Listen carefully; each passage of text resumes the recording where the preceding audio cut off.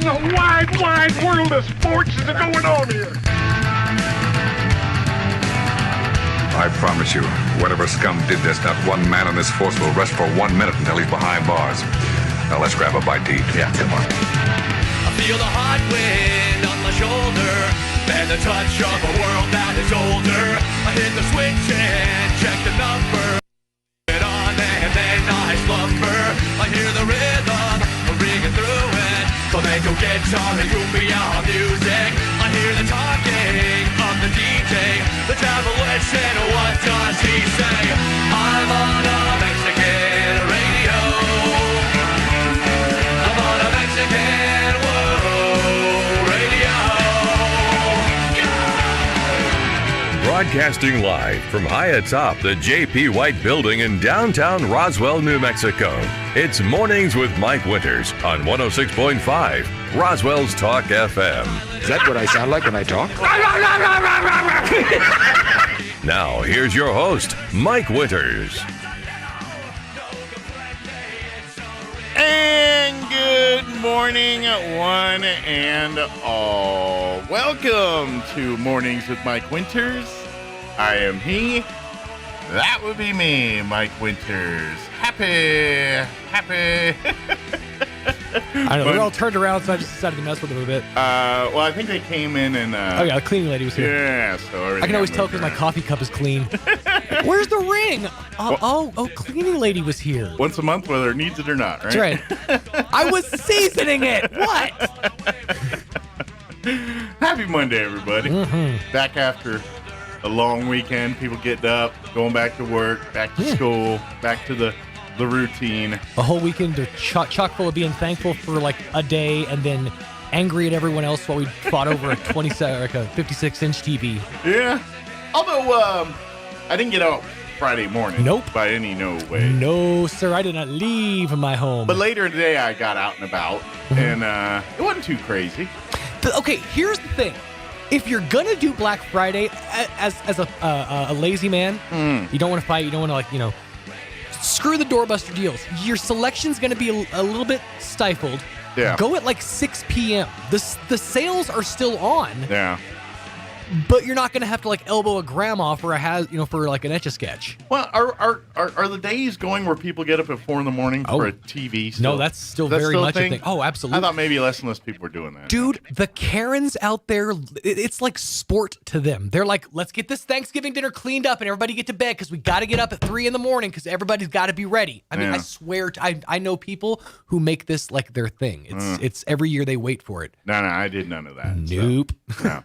Dude, I don't have the money to play around like that. Like my wife and my mother-in-law went out to a store. Let's see. That was probably about 10:30, 11, 10-ish. Because we went and saw a movie at 11:50, which I'll talk about later. Okay. But they went out early to go get some clothes for Kim, and they had no problem. They were like them and one or two other people in the store. Now, they weren't in a big box store. They were in a local establishment. But they didn't have any problems. Now, when I went to the movie, no problems. And I didn't experience any of the crowds. And when I had to go to like the grocery store, like I did that. What morning was that? Saturday or no? Was that Saturday morning? Maybe it was Saturday. That wasn't bad. No, that wasn't bad at all. Saturday morning, Kim and I went to the store, grocery store, because her folks got off and left early Saturday morning, and then we went to the store after. And easy peasy, lemon squeezy, man. Nice. It was nice. Walk through, it was all good. So I avoided crowds for the most part this week. You know, it'd be really nice to see if like the things that you needed had Black Friday deals. Like, how come the electric company has never done a doorbuster deal on a Black Friday? Yeah, slash my bill. Come on, the gas company. Where's your doorbusters? I saw more commercials this weekend for electric toothbrushes than I've seen really any other time ever in my life. Here's the thing. It's always funny to see when other companies step their game up because something comes up that like changes the game. The Quip really changed the game for electric toothbrushes because there wasn't a lot the Sonicare was like because you take your toothbrush and dunk it in the water so you can see the sonic vibrations or whatever. But excuse me. But beyond that, I had a little wheeze. But beyond that, there hadn't been like a lot of advancements in toothbrush technology. And then the Quip came along, and now everybody's all about the timer and how toothbrush for 2 minutes, and you got your quadrants of the mouth, and they really stepped things up. I'm telling you, marketing geniuses are good at playing with people's neurosis. Dude. Because that's all that is. Very, very much. Grab a brush, start brushing. That's all you need to do. It's the bifidus regularis of the 21st century. Right. They've got us convinced so much that we need all these things, and we don't. The toothbrush has been working for a long time, and it's going to continue to work. You know when you need an electric toothbrush with all the vibrations? When you can't move your hand like this. Right. Can you do this? Can you do this? But not as fast. And you get, really? Do you really? I mean, they tell you that in the commercials. It's and all basically that. like Do they really? It's basically like, well, I can mix this cake batter by hand, but if I have a stand mixer or an electric mixer, it's going to make things easier. Well, yeah, but you can do it by hand. Well, and to be honest, I don't know. Every time I've gotten an electric toothbrush, I don't like it. Every time I've tried it, maybe half dozen times in my life, every time I'm like, no, don't like it. Go back to regular. What always gets, I do like a good electric toothbrush, but my electric brushes are usually of the like $5 to $7 range. The Colgate spin brush. No, my wife bought a pricey one I'm years sure, ago. dude. If you like untethered, you can blow a healthy penny on electric everything. And the thing that makes me laugh is they like, oh, and it comes with extra heads for guests. And it's like, who's guests are using people's electric toothbrush? Who's doing that? Yeah, that's the one that got me. That always got me was the vibrating razor. Like, what is that helping? Nothing. You're stimulating the skin to make the hair follicles stay. No, what you're doing is causing a thing that has razor-sharp blades to shake violently, giving yourself micro slices. Yeah. Hey, you ever wanted to know what it feels like to have Parkinson's? Here's a razor that allow that. There was a weird, and I know they're still out there, but there was a weird period where everybody was like, you know what? We need a premium model. Screw it. Throw a battery and put a vibrator on the thing.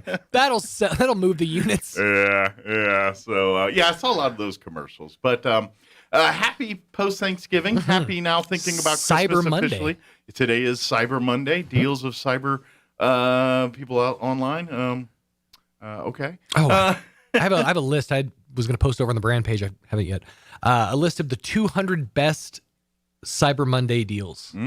So I've never been a Cyber Monday. I'm not a shopper. Yeah, I'm just. I'm not you know what I'm going to do? I know what I'm going to do. When I get my check on the my next paycheck, take care of a couple things because that's the one this check was to get things paid. And next check is my Christmas run. That's when I'm going to go to the store. I'm going to say, okay, something for her, something for him, something for her, something for her, something for him. Done. Nice. Yeah, and then as I'm leaving, I'll do the ancillary Christmas party gifts. At the gift card kiosk. Okay. See, I could do that, but I have a lot of birthdays right now.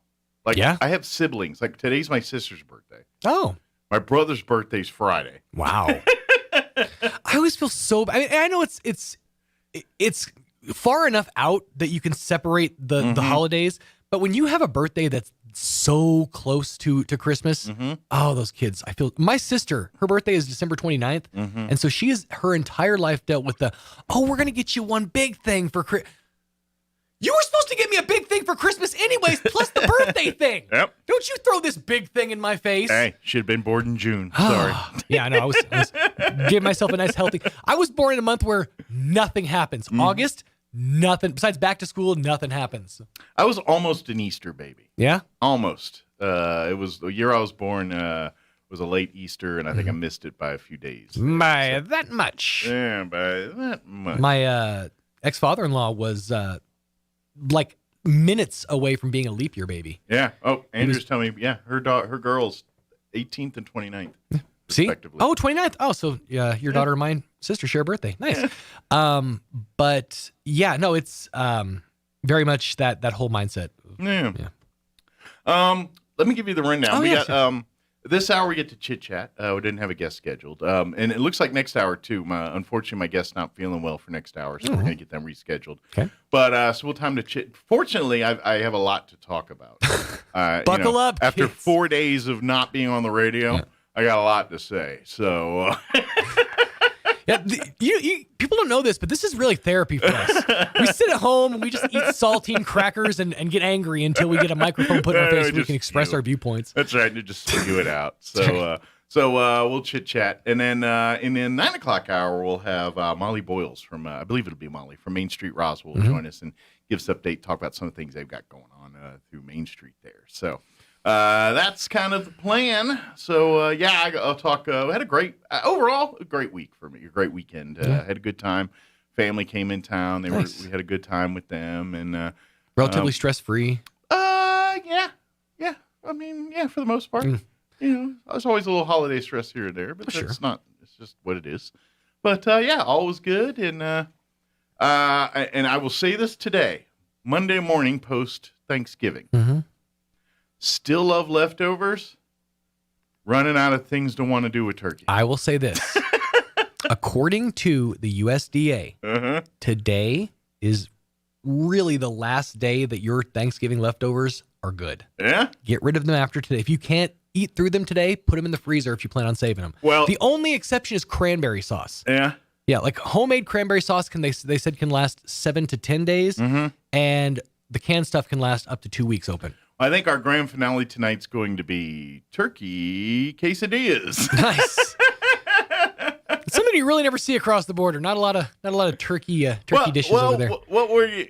I was thinking. I was like, well, we got the turkey left and all that. We got and we had like extra cut up onions and things. And I was like, well, we were going to do it last night, but Kim was like, no. So we did something different. We actually made something not Thanksgiving related for dinner. Right. And then so tonight I think I got some extra barbecue sauce. We're going to get some turkey and cheese and, onions, green chili, and then make a little quesadillas. Nice. With the rest of it there. Very cool. And then the only thing we're going to be throwing away is dressing. If you love dressing, I don't know why my wife and mother-in-law, I guess the recipe they call for only comes in one size, and it's enormous, right?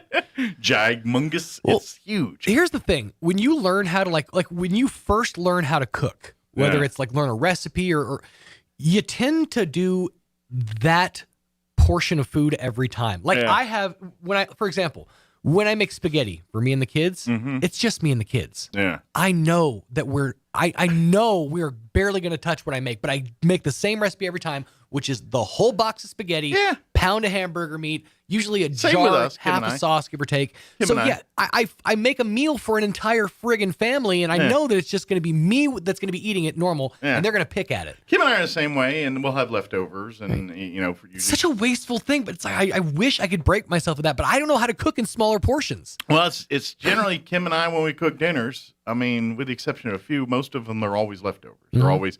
It's like, spaghetti, then we're going to spaghetti the next night because that's what we had, 2 nights of it. The worst was when I was on keto. Yeah. Because every recipe you find on keto is a family recipe. And I know you can half a recipe, but I don't want to do math. So what I find, like the recipe I found for crack slaw, it was like a family meal size portion. So I always ended up like eating like a lot of it and then having like 3 days worth of leftovers. Now they say what you're supposed to do is meal prep. Yeah. Also not that good of a planner. So it would be just like 5 mystery containers in the fridge that nobody else was going to eat because I was the only one who was keto. Well, it's kind of like during the Civil War. When a lot of Tupperware in the fridges in the Civil War. Well, what they would do is, when they give soldiers rations, they would give them 3 days of rations or so at a time. Right. There's always a few that eat like all their rations in one day and starve the rest of the time. You know what I mean? And you're kind of in that mindset. Give them all your food. You're just going to eat it now and then worry about later. I ate that whole cracker. That was hardtack. That was for a week. That was a month's worth of hardtack. I ate that crappy cracker. But we'll chit chat the next. By the way, when I saw the movie Ghostbusters, that was I assumed that was, and I got to do a dissertation on that. A dissertation, you say? Well, I got to talk about it at least. I don't know about dissertation. I won't put my college professor hat on, but I will give my opinion on it. Nice. And, spoiler free, of course. Mike, spoiler free, of course. Yeah. Okay. Yeah, I'm not going to give the ending out. Well, at the end. Or the beginning. Do you know how spoilers work? You're like, I'm just not going to give that last 5 minutes. Everything else, Fair game. Well, everything I'm going to tell you is going to be in the vein of people that I assume have seen the original Ghostbusters. Okay. That if you haven't seen the original Ghostbusters, probably the things I'm going to talk about are going to be way not. You're like, what? You're not going to want to. Because if you haven't seen Ghostbusters, now I've heard it has these are really direct sequels to the first two, and that they reference like the Gatekeeper. Oh yeah, and all Zod and all that. Oh yeah, that's all reference. More of the first one than anything. Yeah, it's a homage to that first one, and I'll get more into it. I will tell you that though, if it's very it's the lore of the first movie. That's what it is. So it's not just a 90-minute commercial to sell us toys. No, but it's pretty effective at selling us toys. Yes. Yeah. They got product placement, conveniently placed Nestle Crunch Bar. The little mini marshmallow guys were pretty much the scenes you see in the trailers. Mm-hmm. That's them. That's it. Now that's what I will say is the fun watch through. The first one is you're getting the story, the lore, and all that. The fun watch through is when you watch the second time to look for like the product placements, to watch the background for stuff. Yeah. That's like the more informative watch. I know for a fact that because there's a lot of I can assume most of you assume that there's a lot of this takes place on like a farmhouse kind of thing based on the trailers you've seen. There's a lot that I caught a few, but I know there's a bunch more I missed. Just because a lot of the movie takes place where they're living in a world of basements and junk and things. Mm-hmm. There's a lot of Easter eggs. I'm sure there are. You know what I mean? Let me tell you. Let me give you a resource. If you're somebody that wants to save yourself some time and not have to do a full blown read through, or if you want to do a rewatch and just cut to specific scenes. Yeah. Looper, the YouTube channel Looper. Yeah. Almost always after like any big movie comes out, they'll put out a video called "Everything You Missed in Blank," or what the last scene in blank really means. Okay. You'll see a lot of that. So I'm almost positive you could find like everything you missed in the background of Ghostbusters. Yeah, I'm sure, and there's probably a ton of them. But yeah, we'll get to that this hour here and all that. And then like I said, we'll talk about that Thanksgiving. I got stories and everything, so we got lots to talk about during the course of the show here. So stick around, will ya? All right, it is 22 minutes after 7 o'clock. Let's go ahead and take a look at that weather. Based on what I'm seeing, nothing crazy, just pretty nice weather for the most part. But here it is officially. Enjoy. I'm meteorologist Steve Hamilton with your Pecos Valley weather. Looks pretty good for most of the upcoming week. We have high pressure in place over western Texas and covering our area as well. We're looking for low 70s on our afternoon high today. Lots of sunshine. Overnight we'll be down in the mid 30s with clear skies, and then we get sunshine on Tuesday with low to mid 70s. About 70 for the high on Wednesday and sunny. That's your latest forecast. I'm meteorologist Steve Hamilton. Thank you, Steve. Currently 35 degrees here in Roswell. Humidity is at 64%. Winds currently out of the north at 5 miles per hour. Sunny today. Highs in the mid-70s, 74 officially. Winds will be out of the south 5 to 10 miles per hour. Get used to that. We got a lot of that this week, it looks like. Clear skies tonight with an overnight low of 35. South winds at around 5 miles per hour. For you Tuesday. Once again, sunny, highs 70, 73 officially, winds out of the northeast at 5 to 10 miles per hour. Tuesday night, mostly clear, overnight low of 36, northwest winds at around 5 miles per hour. Wednesday, once again, sunny skies, highs right around 73, winds out of the south at 5 miles per hour. Wednesday night, mostly clear, overnight low of 36. Thursday, sunny and 72. Friday, sunny and 74. So, yeah, that's 73, 74, that's kind of the theme for the week. And then we'll be down in the upper 60s for the weekend. Sunny, 68 Saturday, sunny, 68 on Sunday. So we'll see how all that shakes out. Hey, Richland, got some new inventory. If you're looking for new vehicles, swing on by Richland Chevrolet Cadillac GMC on West 2nd. In stock right now, they got a 2022 Cadillac XT6 in crystal white tri-coat, a 2022 Chevy 2500 custom double cab, also a 2022 GMC 1500 Denali in cayenne red, a 2021 GMC 1500 Elevation Edition in satin steel metallic, and a 2021 GMC 1500 Elevation Edition double cab in dark sky metallic. So go by and see the folks at Richland for your next vehicle. Ride for the brand. Richland Chevrolet, Cadillac, GMC on West 2nd, and go online to their website at rlchevrolet.com. All right, it is 25 minutes after 7 o'clock. Let's go ahead and get you into your Roswell Livestock Report with Smiley Wooten. We'll take a quick commercial break as well. We'll be back on the other side talking more about our Thanksgivings. Don't go away. You're listening to Mornings with Mike Winters. Good morning, this is Smiley Wooten at the Roswell Livestock Auction. A good November run this week following Thanksgiving Thursday, and a nice selection of all classes of cattle, especially high-quality native calves and light yearlings and young open cows. We expect to sell 1,350 head. Break it down like this: 350 to 400 weighing cows and bulls, 125 pairs of bred cows, 850 calves and yearlings. Today's sale will include 150 cows, Animas Foundation, Animas, New Mexico, X-quality black white-face Angus and Brangus cross cows. Cows pregged open at the ranch. Approximately 100 of these cows are in the 3 to 6 year old range, mostly 4s to 5s. 15 cow-calf pairs off the same ranch, 3 to 6 years old. 25 calves, James Howell Trust, Lakewood, New Mexico. X-quality black white-face Angus cross calves. Cattle are weaned, medium condition, 550 pounds. 41 calves, Chase Brown, Carlsbad, New Mexico. X-quality black white-face, red white-face Angus cross calves. Shots at Brandon, 500 pounds. 30 calves, Ogden Farms, Loving. X-quality black white-face, red white-face Angus and Hereford cross calves. Shots at Brandon, 600 pounds. 56 calves, Circle Bar Ranch, Balmorhea, Texas. X-quality black white-face Charlet cross calves, 550 pounds. 30 heifer calves, Scott Ranch, Orla, Texas. X-quality black Angus and Brangus cross calves, 500 pounds. And 70 calves, the Rawson Ranch, San Angelo, Texas. Good quality black and Charlet crossbred calves, medium condition, 400 pounds. 15 to 20 Corriente potentials today. Also 10 to 15 babies and roping size calves will sell today. Sale time this morning 9 o'clock. Sell pairs of bred cows 10:30. Be selling calves and yearlings about 11. We expect to sell 1,350 head here today. This is Smiley Wooten, Roswell Livestock Auction.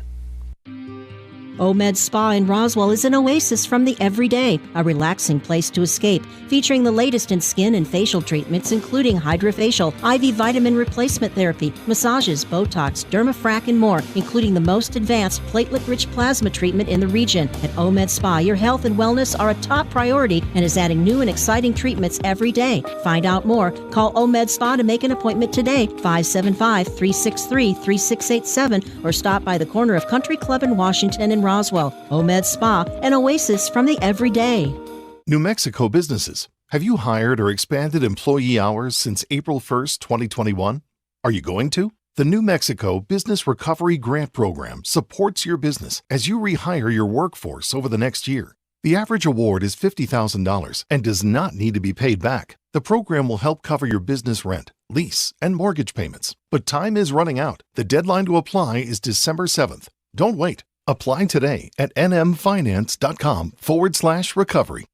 Oasis Computers has been Roswell's trusted source for home and small business computers for over 30 years, and they continue to be your best resource for computer repairs, operating system upgrades, web root managed antivirus, special orders, and more. Oasis Computers is now open from 8 to 1, Monday through Friday, to better serve you. Service calls by appointments and after-hour appointments are available too. Stop by Oasis Computers at 1703 North Garden or call or text 575-625-9141 for even faster service. Here's a Mornings with Mike Winters fun fact. The Procrastinators Club of America newsletter is called Last Month's Newsletter. Their first newsletter should be released any day now. Here's Mike Winters. And good morning. It is 7:29. Hey, the Historical Society for Southeast New Mexico, don't forget this Saturday is their historic Christmas book fair and more happening this Saturday, December 4th from 10 to 2 at the Archives facility at 208 North Lee. This is your opportunity to get out-of-print books and book signings by John LeMay, Donna Blake Birchall, And individuals making purchases at the book fair will receive a holiday treat.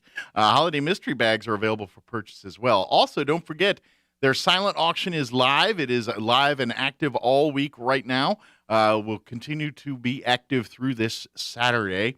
If you go to the Historical Society's website, roswellnmhistory.org, you can go there and you'll find the link for the silent auction. They got some great stuff to bid on for Christmas, including they got several different collections: the Casa Bella Boutique collection, the Full Body Massage Bath and Body collection, the Gentleman's collection. I'll let you go see what's on there, fellas. The Holiday Pets Is that like collection. a Starbucks? Sorry. In the future. Yeah. Holidays Pets collection. Christmas Spirit collection, a Christmas tea set, and Jack Chew cookbooks. Ooh, yeah, those are that's a hot ticket item right there. It is. People with them Chews recipes. Roswell Livestock Ladies collection, the Roswell Livestock Patio Burner or Disco, or better known as the Dudes collection. Also, original artwork by Peter De La Fuente, Humble Beginnings artwork by Greg Birch, also the Storm piece by Greg Birch. All those are part of the silent auction there. You can go right now, roswellnmhistory.org, click on the link there. It will end on Saturday at the conclusion of the historic book fair. That's when the silent auction closes as well. So I think Amy and them will be in later this week to tell more about it. But just put that on your cabeza right now. It's there for you to check out. Very good. Yeah. So I did see the Ghostbusters movie on Saturday, and I will say this right now. There's going to be people that are going to chew it apart because that's what people do. Right. I thought it was a 10.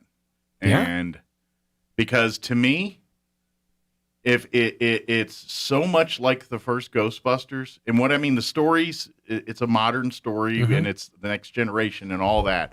But the way they tell the story, even the way it's filmed, the way they tell the story in the first Ghostbusters, how it's a little scary and a lot of funny. You know what I mean? There's an ominous side. Like, for a comedy, it's pretty ominous. You know what I mean? Right. For this first Ghostbusters is this new Ghost is very much like that first one.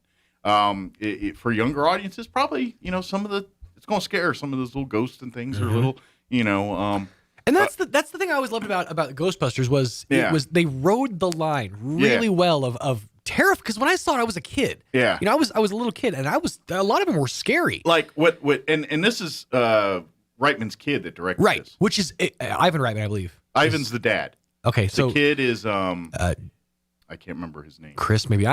So but that's the thing, is it was written directed in that same vein, in that same style, and very much with that same mindset. When what's his name, Simon Feig or Pegg, whoever did the Paul Feig, Paul Feig, whoever that guy that did the ghost, the girl boat Ghostbusters, like they tried to do that with the story, they couldn't do it. Like they tried that way. The Reitmans, between, I don't know if it's Aykroyd because I think Aykroyd actually is the guy who created most of the Ghostbusters. That's his brain. That sounds about right. Dude, this is off topic, but have you ever seen the video where he introduces his vodka? I think I have. The skull. It's bat crap crazy, because he's introducing this product, this Crystal Skull vodka that he makes. But the whole video is all about like ancient numerology and like circumference sphere. Yeah. And he just for 3 minutes, he just rants about like ancient scrolls and like putting spheres and it's just nonsense. And then, and here's my vodka. That's Aykroyd.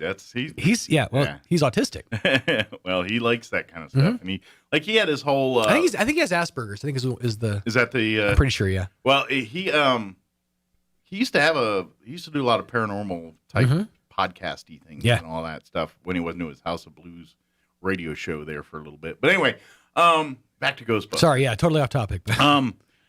But the movie, like the music, the following of the story, it just feels like that first Ghostbusters movie. There's a certain, and I don't know what it is. I'm not sure exactly how to do it. I think a lot of it comes down to like you said, the music, I think specifically is getting your movie scored by with an orchestra.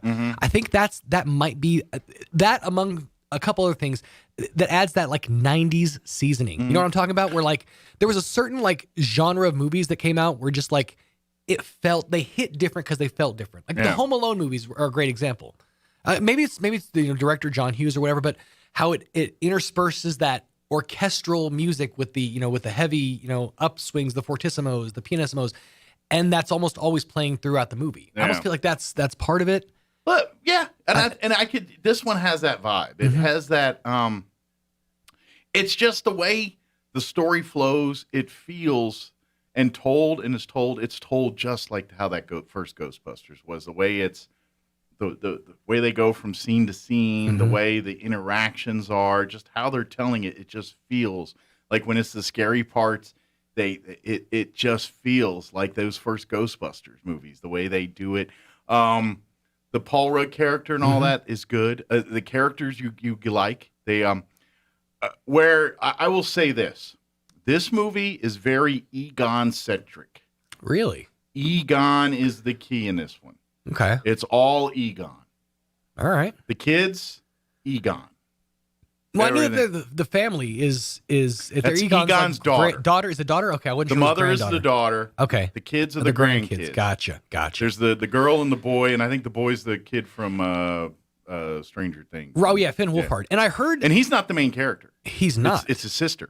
Oh, okay. He's the older brother that gets the car. You know what he is? I think he's the face in the trailer that gets people in the theater. No, the younger sister is the genius and the one who's doing all the. He's like part of it, trying to get the girl the whole time. That's his whole deal. Gotcha. He's the teenager trying to get the girl. That's his whole thing. Makes sense. But it's cool the way they come across his Paul Rudd character in there. That works in pretty interesting enough. It's kind of the way they do it. And this is where I can't believe these kids aren't aware. That's the part that gets me.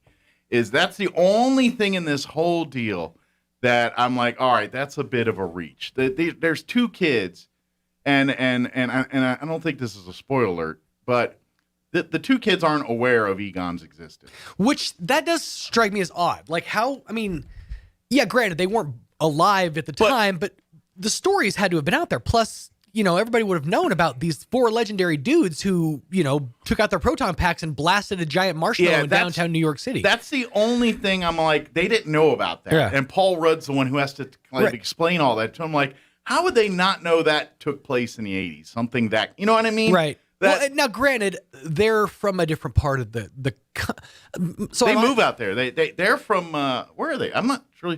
The house they don't know. They have no connection to Egon.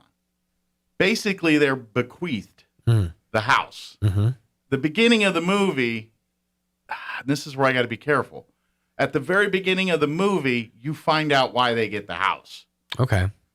And let's just say it doesn't end well for someone. They end up with the house. And so they go, and they're broke and on their luck, and they go out to the house in the middle of nowhere, and then they uncover all this stuff. And it's almost like the beginning of the Karate Kid, where mom goes back east for a new job, goes out west for a new job. Yeah. And the kid, it's very much in that vein at the beginning. Like, I don't like it here. There's nothing to do. Go look around. Okay. Okay. So, the Paul Rudd character, is he like mom, new boyfriend, or, because that's kind of the vibe that I got. Yes. Okay. But he's aware of the backstory, the lore. Yes, he knows. Basically, his premise is he's from this little town that they moved to. The kids go to summer school. He's a summer school teacher, and he's like, and he in all reality, he's like the Mark Harmon summer school teacher. Here's a movie, kids. Right. He keeps showing them like, classic Cujo. Like, he goes and he says, all right, we're going to show a classic day, Cujo. And he shows the kid, he's a seismologist by trade. And so he's just, I don't know, I guess he's paying the bills for summer school. They don't really address why he's doing summer school. Right. He clearly doesn't care about summer school. He pops in a movie and then goes in the other room and does seismology stuff, which, So it's like Mark Harmon, but he just has a different passion. But anyway, Yeah, I'm gonna go mess off in the other room, and it's usually just doing science. well, and of course, you don't know how to chill, Holmes. it's very convenient. He's a seismologist because they're talking about Seismic ghosts activity, and right. they're having rumblings and they're blaming fracking and and all this. But it kind of works. And here's the thing that the ending is, if you love the first Ghostbusters, if you're gonna love it. Okay. If you're like looking for cheese and going to be anti-cheese on this one, Right. Oh, so if you're against the corniness that could be, then you're not going to like the ending of the Ghostbusters. if you're going into the Ghostbusters movie with like that real cinematic brain, like you're looking for like cinematography, you're not going to find it. It's a very Ghostbusters. Sure, and that's what it's supposed to be. It's serious enough, but also light enough that you can share it with the whole family. Well, it's light in that it's funny. Mm-hmm. It's serious in that it puts the lotion on its skin. Sorry. Well, not closure, but it kind of puts a button on the Ghostbusters. Mm-hmm. Now, that being said, the way the movie ends, if this thing's successful, they can make more of them. What do you mean, dude? They're going to. Yeah. I guarantee they they're did going write to. it to where. Of course, that's how they do movies now. And you know what really bugged me? There's something I want to say, but I'm not sure if this is a spoiler alert or because I mean it kind of could be. I don't know at this point where it's out in the ether where everyone knows the surprise that's in there. How do I do this without sounding like a jerk? You don't. Put it this way: if you love the old cast, you get to see them in this movie. And that was my next question: is can we expect to see somebody that maybe hasn't been in Hollywood in say a decade or so? All the big names that are still with us, a fellow who wears in the glasses. Ghostbusters movies, is in this movie. So Rick Moranis. Oh no, that was my question: was did he? Because he's been no Rick Moranis and no Sigourney Weaver. Okay, well I assume Sigourney Weaver probably wasn't, but there's been a whole lot of like rumblings that he's been out of Hollywood. Their roles have been replaced by new characters. Okay, I will say that. So, put it this way: the roles of Rick Moranis and Sigourney Weaver, the gatekeeper, are needed in this, and the keymaster or whatever, but different people. And you can figure out if you do any kind of math who's going to be. Paul Rudd and the girlfriend are now the gatekeeper and keymaster. Gotcha. Okay. So, because I heard that Rick largely had stayed away from Hollywood. When he left to take care of his wife. She passed Rick away. Moranis is not in this. But recently, I think it was like last year, he came back out of semi-retirement to do some stuff with Disney for the kids. Honey, I Shrunk the Kids. Okay. Yeah, the reboot. Yeah. So. My theory was, if he's out of retirement now, they could have easily reached out. That feels like a missed opportunity. And in all fairness, too, this movie was filmed several years ago. Remember, before pre-COVID. That's why Finn Wolfhard actually looks like a kid in this movie. he's meanwhile 27 with a mortgage. We got to forget that too. By the way, during the movie trailer, they showed the Top Gun trailer again. They're going to put that movie back out someday. Soon. I didn't see when. But that's the thing, dude. They keep pushing it back. It was supposed to come out July 4th last year. Yeah, originally it was supposed to come out November or December. Right. Well, it was, and then COVID hit, and that guy cut the kibosh. Right. And then they pushed it to July 4th, and everything got shut down, and then or got reshut down, and then they pushed it back again. So now, what's the new date? I didn't catch it. It just said coming. I think it might have been a coming soon. Probably. But they showed a trailer. I was like, well, I wonder what happened. Did that thing just die on the vine or what happened? And then I was like, oh, they're going to show it eventually here.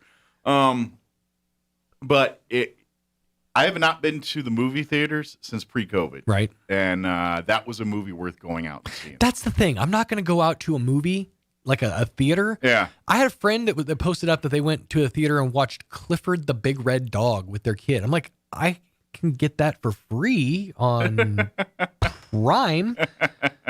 No, not going to do that. Ghostbusters was worth it to me to go out and see in the theater. I had a good time. I laughed hard, enjoyed it. Came out of the movie theater and I was like, that was a fun movie. Just like it was the first time I saw Ghostbusters in the theater with my father as a kid. I think that's a necessity as far as like theaters go. You need that big, the cinematic experience, like the big movie, but also the whole tossing your half-empty soda in the thing afterwards and, bonding with your kids about what the experience was. That really is the thing that the theaters have over the streaming services, is that atmosphere. Yeah, May 22 is the Top Gun release date. Well, asterisk. We'll see what happens. Allegedly. Right. So, but Ghostbusters is a 10. It was fun. It was very nostalgic. They had, to be honest, they did crowbar a bunch of product placement, but it wasn't.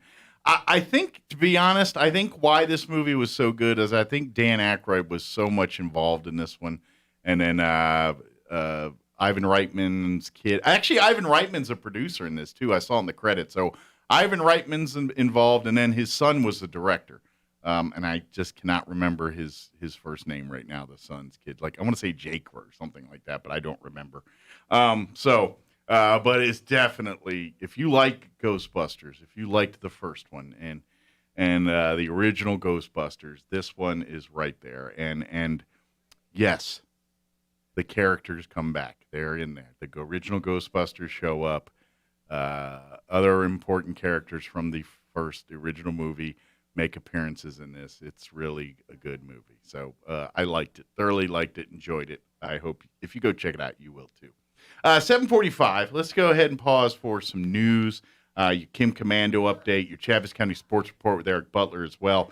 All that coming up next. Don't go away. You're listening to Mornings with Mike Winters.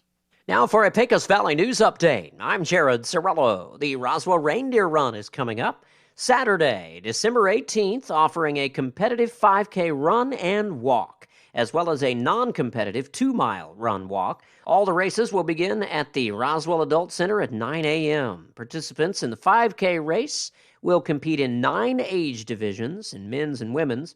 Overall, male and female winners will get awards. Race registration is $40 plus tax for those who register by December 16th. And the holiday weekend turned deadly. A homicide investigation underway northwest of Roswell. Chaves County Sheriff Mike Harrington posting on social media that deputies responded Friday to an address on Outlaw Trail northwest of Roswell and found a 60-year-old woman dead. That woman is identified as Alejandra Medina, the sheriff providing no further details, including any information on a possible suspect. You're up to date. I'm Jared Cirillo reporting. Trying to find one of the holiday season's hottest gifts, a Sony PlayStation 5 for someone on your gift list? I'm Kim Commando with Insider Tips brought to you by LinkedIn Jobs. Post a job for free and find qualified candidates quickly at linkedin.com/Kim.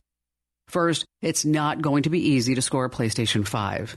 Start by creating accounts with online retailers along with the gaming shopping sites such as Ant Online, GameStop, and of course Sony, where you can register for a chance to buy a PS5. Next, set up an account at hotstock.io. This site tracks inventories across the web, and you can see if a PS5 is in stock anywhere. At this point, it's worth signing up for the premium account at $6 a month to get notified when there are any PS5s in stock anywhere. The site again is hotstock.io. Now, if you're willing to pay up to $800 for a PS5, the site StockX.com is selling them. And unlike on eBay, StockX guarantees that it's a legitimate console. Get tech gift ideas right now at Commando.com. If you shop around for the lowest gas prices or compare prices for flights and hotels, why wouldn't you look for the best price on your prescriptions? You should, and you should do it with GoodRx.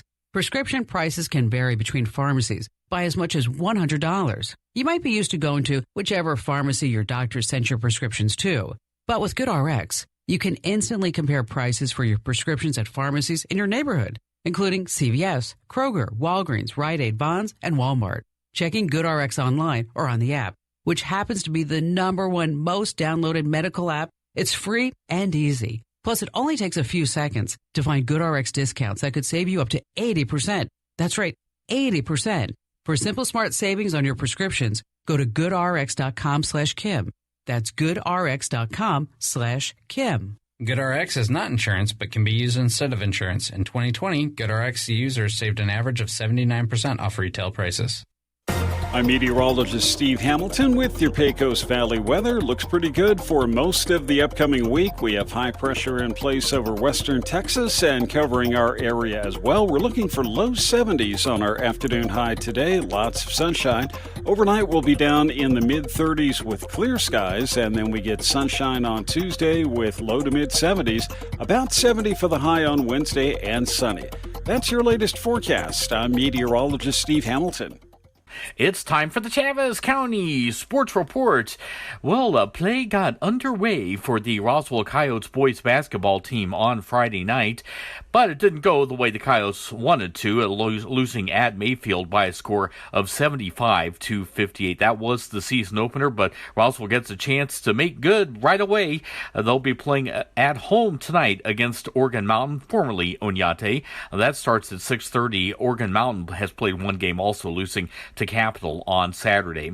The Roswell girls will be getting into action tomorrow night. They'll be playing their season opener against Santa Teresa. That starts at 6 o'clock. And the Goddard girls, who have already played one game, will be playing again tomorrow night. They'll be playing at Clovis. The Lady Rockets are 0-1. That game tomorrow night in Clovis starts at 7. The Sports Report brought to you by DSI. Call DSI for all your office technology needs. I'm Eric Butler at Roswell's Talk FM 106.5. With the SRN News Business Brief, I'm Bill Alexander. A group of cancer doctors at the Medical University of South Carolina took confidential information to a competitor in an effort to establish a new treatment facility. That's according to a recently filed lawsuit. The school filed the lawsuit in state court against 6 of its departing doctors and HCA Healthcare, which owns North Charleston-based Trident Medical Center. An Alabama sheriff is trying to figure out how hundreds of FedEx packages ended up dumped in the woods. An estimated 300 to 400 packages of various sizes were found in a ravine near the small town of Hayden, Alabama on Wednesday. Deputies were sent to guard the scene until FedEx workers could arrive to pick up the packages. On Wall Street, the Dow down 905 points to 34,899. The Nasdaq fell 353 to 15,491, and the S&P 500 down 106 to 4,594. With the SRN News Business Brief, I'm Bill Alexander in Washington. You may have heard of SmartHub. SmartHub is Central Valley Electric's online tool for members to manage their electric account. With SmartHub, not only can you securely pay your bill online, you can view your detailed electric use 24 hours a day. You can report an outage while staying up to date with the latest co-op news, compare past and current electric use. Sign up for paperless billing or reoccurring payments so that your payment is never late. The best thing is you can access SmartHub from your computer, tablet, or smartphone, so it goes everywhere you go. Visit cvecoop.org to get started or give us a call.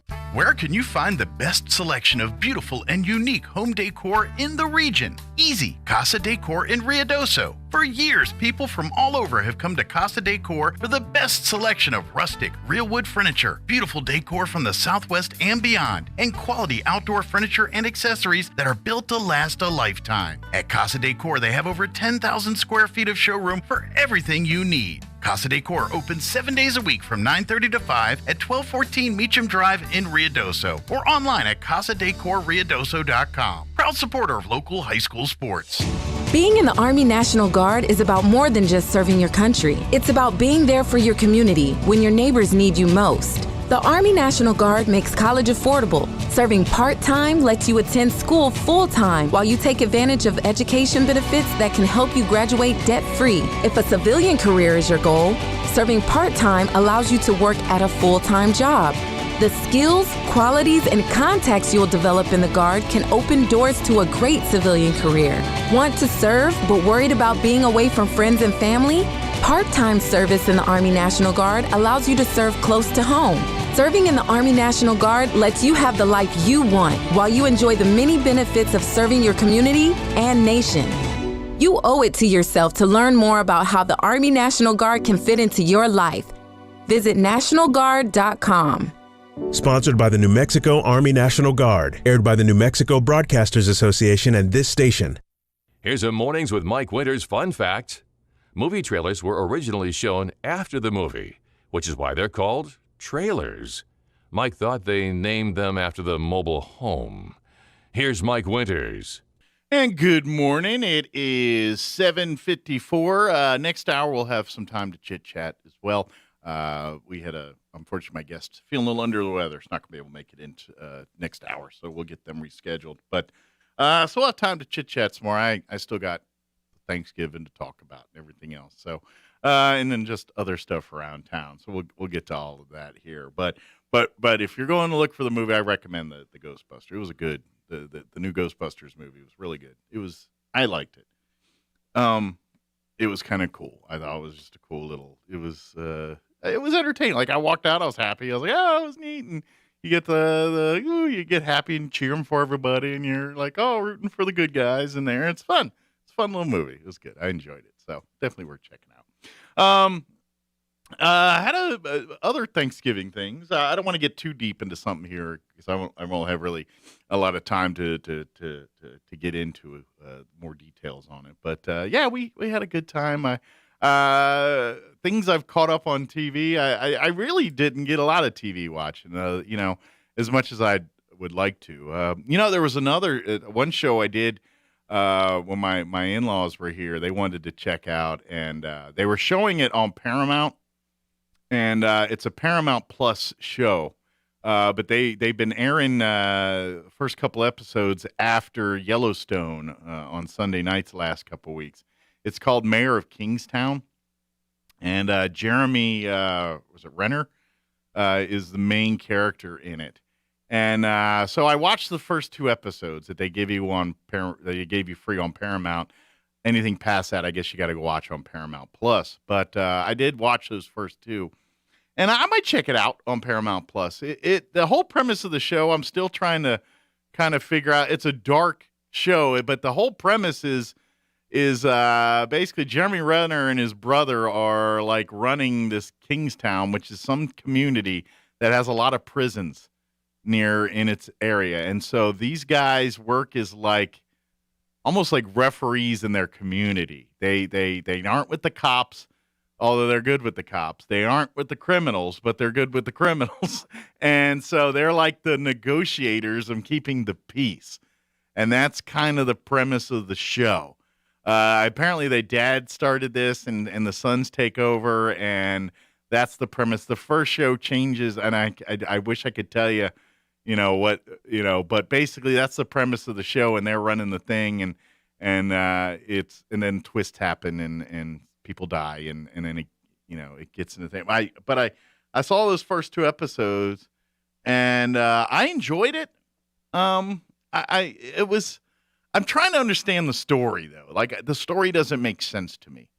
Like what town is this happening where there's these people that are middlemen and with all these? I mean that's the only part. I mean I like the entertainment. I like the characters, the story development and everything, that's all good, but the whole premise of the story, I'm just like, it doesn't make sense to me. But I don't know, maybe I need to watch the beginning. I wasn't paying that close attention at the very beginning of the show, and I feel like I probably should have, because now that would have explained why I'm having trouble understanding why this community's like this, but maybe I missed something. I'm going to go back and watch that beginning. But it was good. It was, if you like those dark drama, storylines, it's a good one. Seems kind of interesting.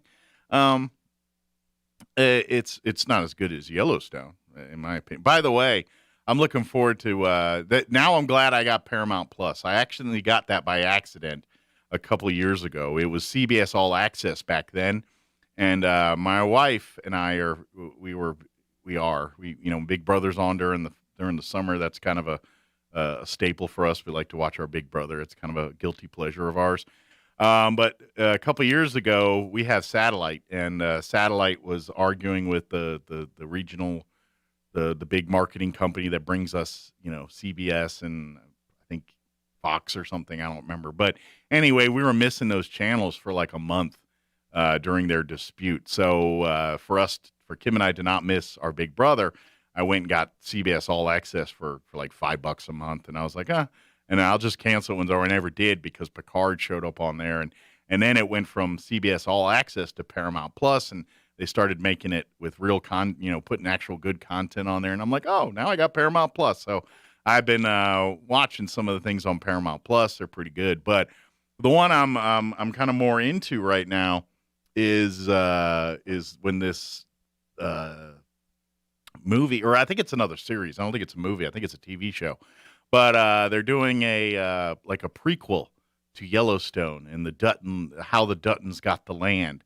And it's called 1883, and it stars three pretty big names. Sam Elliott. It's a Western, cowboy Western starring Sam Elliott. You're like, I'm in already. That was already. But for you country singer fans out there, Faith Hill and her husband, Tim McGraw, are in it as well. And so they're the three main characters. But I think there's some other stars in it. But it looks like an epic-y, Gone with the Wind style series. But I think it's a mini-series or a TV series, not a movie. But something I want to check out. All right, it's closing in on 8 o'clock, time for some Town Hall News. You're listening to 106.5 Roswell's Talk FM, KEND, Roswell, New Mexico. We'll be back on the other side. Don't go away. News this hour from townhall.com. I'm Rich Thomason. There are many questions, but few answers so far about the latest variant of the coronavirus. The Omicron variant, first identified in South Africa last Thursday, has prompted the U.S. to restrict flights from 8 countries in southern Africa. A growing number of other nations are following suit. Doctors in South Africa say that most of the infections from this latest variant have produced mild symptoms in patients. And we are expecting President Biden to deliver an update on the Omicron variant just a few hours. The president is set to receive a briefing from members of the White House COVID-19 response team. Afterwards, he'll give a speech on the latest developments related to the Omicron variant. Mr. Biden has already taken action by banning travel from South Africa and 7 other African countries. That ban is now in effect. He described it as a precautionary measure. Greg Clugston, Washington. The Supreme Court will consider a high-profile abortion case this week. The High Court to hear arguments on Wednesday on that Mississippi law that bans abortion after 15 weeks. Parts of the Pacific Northwest dealing with extensive flooding following very heavy rains, and forecasters warn that more is on the way. National Weather Service meteorologist Matthew Cullen in Seattle. There's 2 main rivers at this point that are primarily still above flood stage, and that would be the Nooksack River up in Whatcom County, and then the Skagit River in Skagit County. Meanwhile, areas from the upper Midwest to the Northeast have seen accumulating snow in the past few days. That thanks to a series of Alberta clippers, and forecasters say there could be some more snow on the way through midweek. Watching Wall Street this morning, stocks have bounced back following Friday's big sell-off. The Dow's up 129 points, the Nasdaq ahead 245, the S&P 48 points higher. More on these stories at townhall.com. Your pets have the same energy they used to? Do they have problems with it? Scratching, a dull coat, or goopy ears? Then your pets need Dinovite. DINOVITE.com. For over 20 years, pet owners have trusted Dinovite to supplement their pet's diet. We started Dinovite, and in our first box, we noticed a difference. Dinovite is an all-natural daily supplement made from whole foods that help support your pet's immune system, digestion, skin, and coat. Within 3 weeks, he's not scratching and itching, and he's an all-around happier dog. Today's commercial pet foods are processed at high temperatures, which bakes out all the essential goodness. These processed foods can lack the essential vitamins, enzymes, and probiotics that contribute to overall good health. Adding a scoop of Dinovite to your pet's food bowl is the answer. If you love your pets as much as I do, you'll want to do what's best for them to live long, healthy, happy lives. I have 2 cats and 2 dogs. All 4 of them are on the Dinovite. You won't believe how happy your dog will be. DINOVITE.com. Lawmakers from the 3 Baltic states have met with Taiwan's president in a sign of further cooperation between the European Union nations and the self-governing island. This marks the first joint visit to Taiwan by members of parliament from Latvia, Lithuania, and Estonia. Taiwan's leader welcomed the Baltic lawmakers. They're attending the 2021 Open Parliament Forum hosted by Taiwan's Ministry of Foreign Affairs. The Taiwanese leader says she noted the values and experiences that Taiwan has in common with the 3 Baltic countries. That's correspondent Andrew Stewart.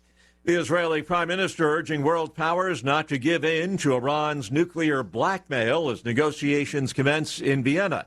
Naftali Bennett said in a video statement delivered to representatives of nations opening talks with Iran that Tehran seeks to end sanctions in exchange for almost nothing.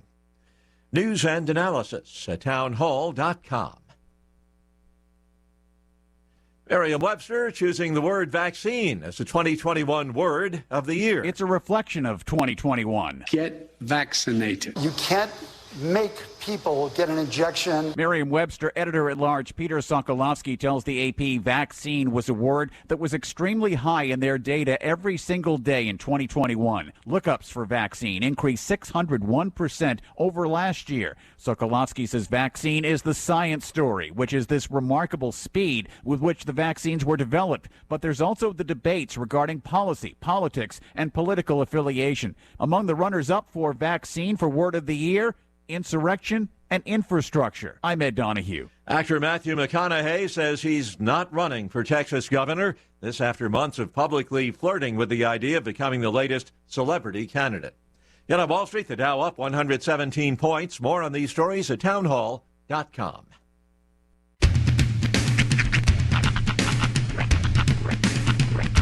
What in the wide world of sports is going on here?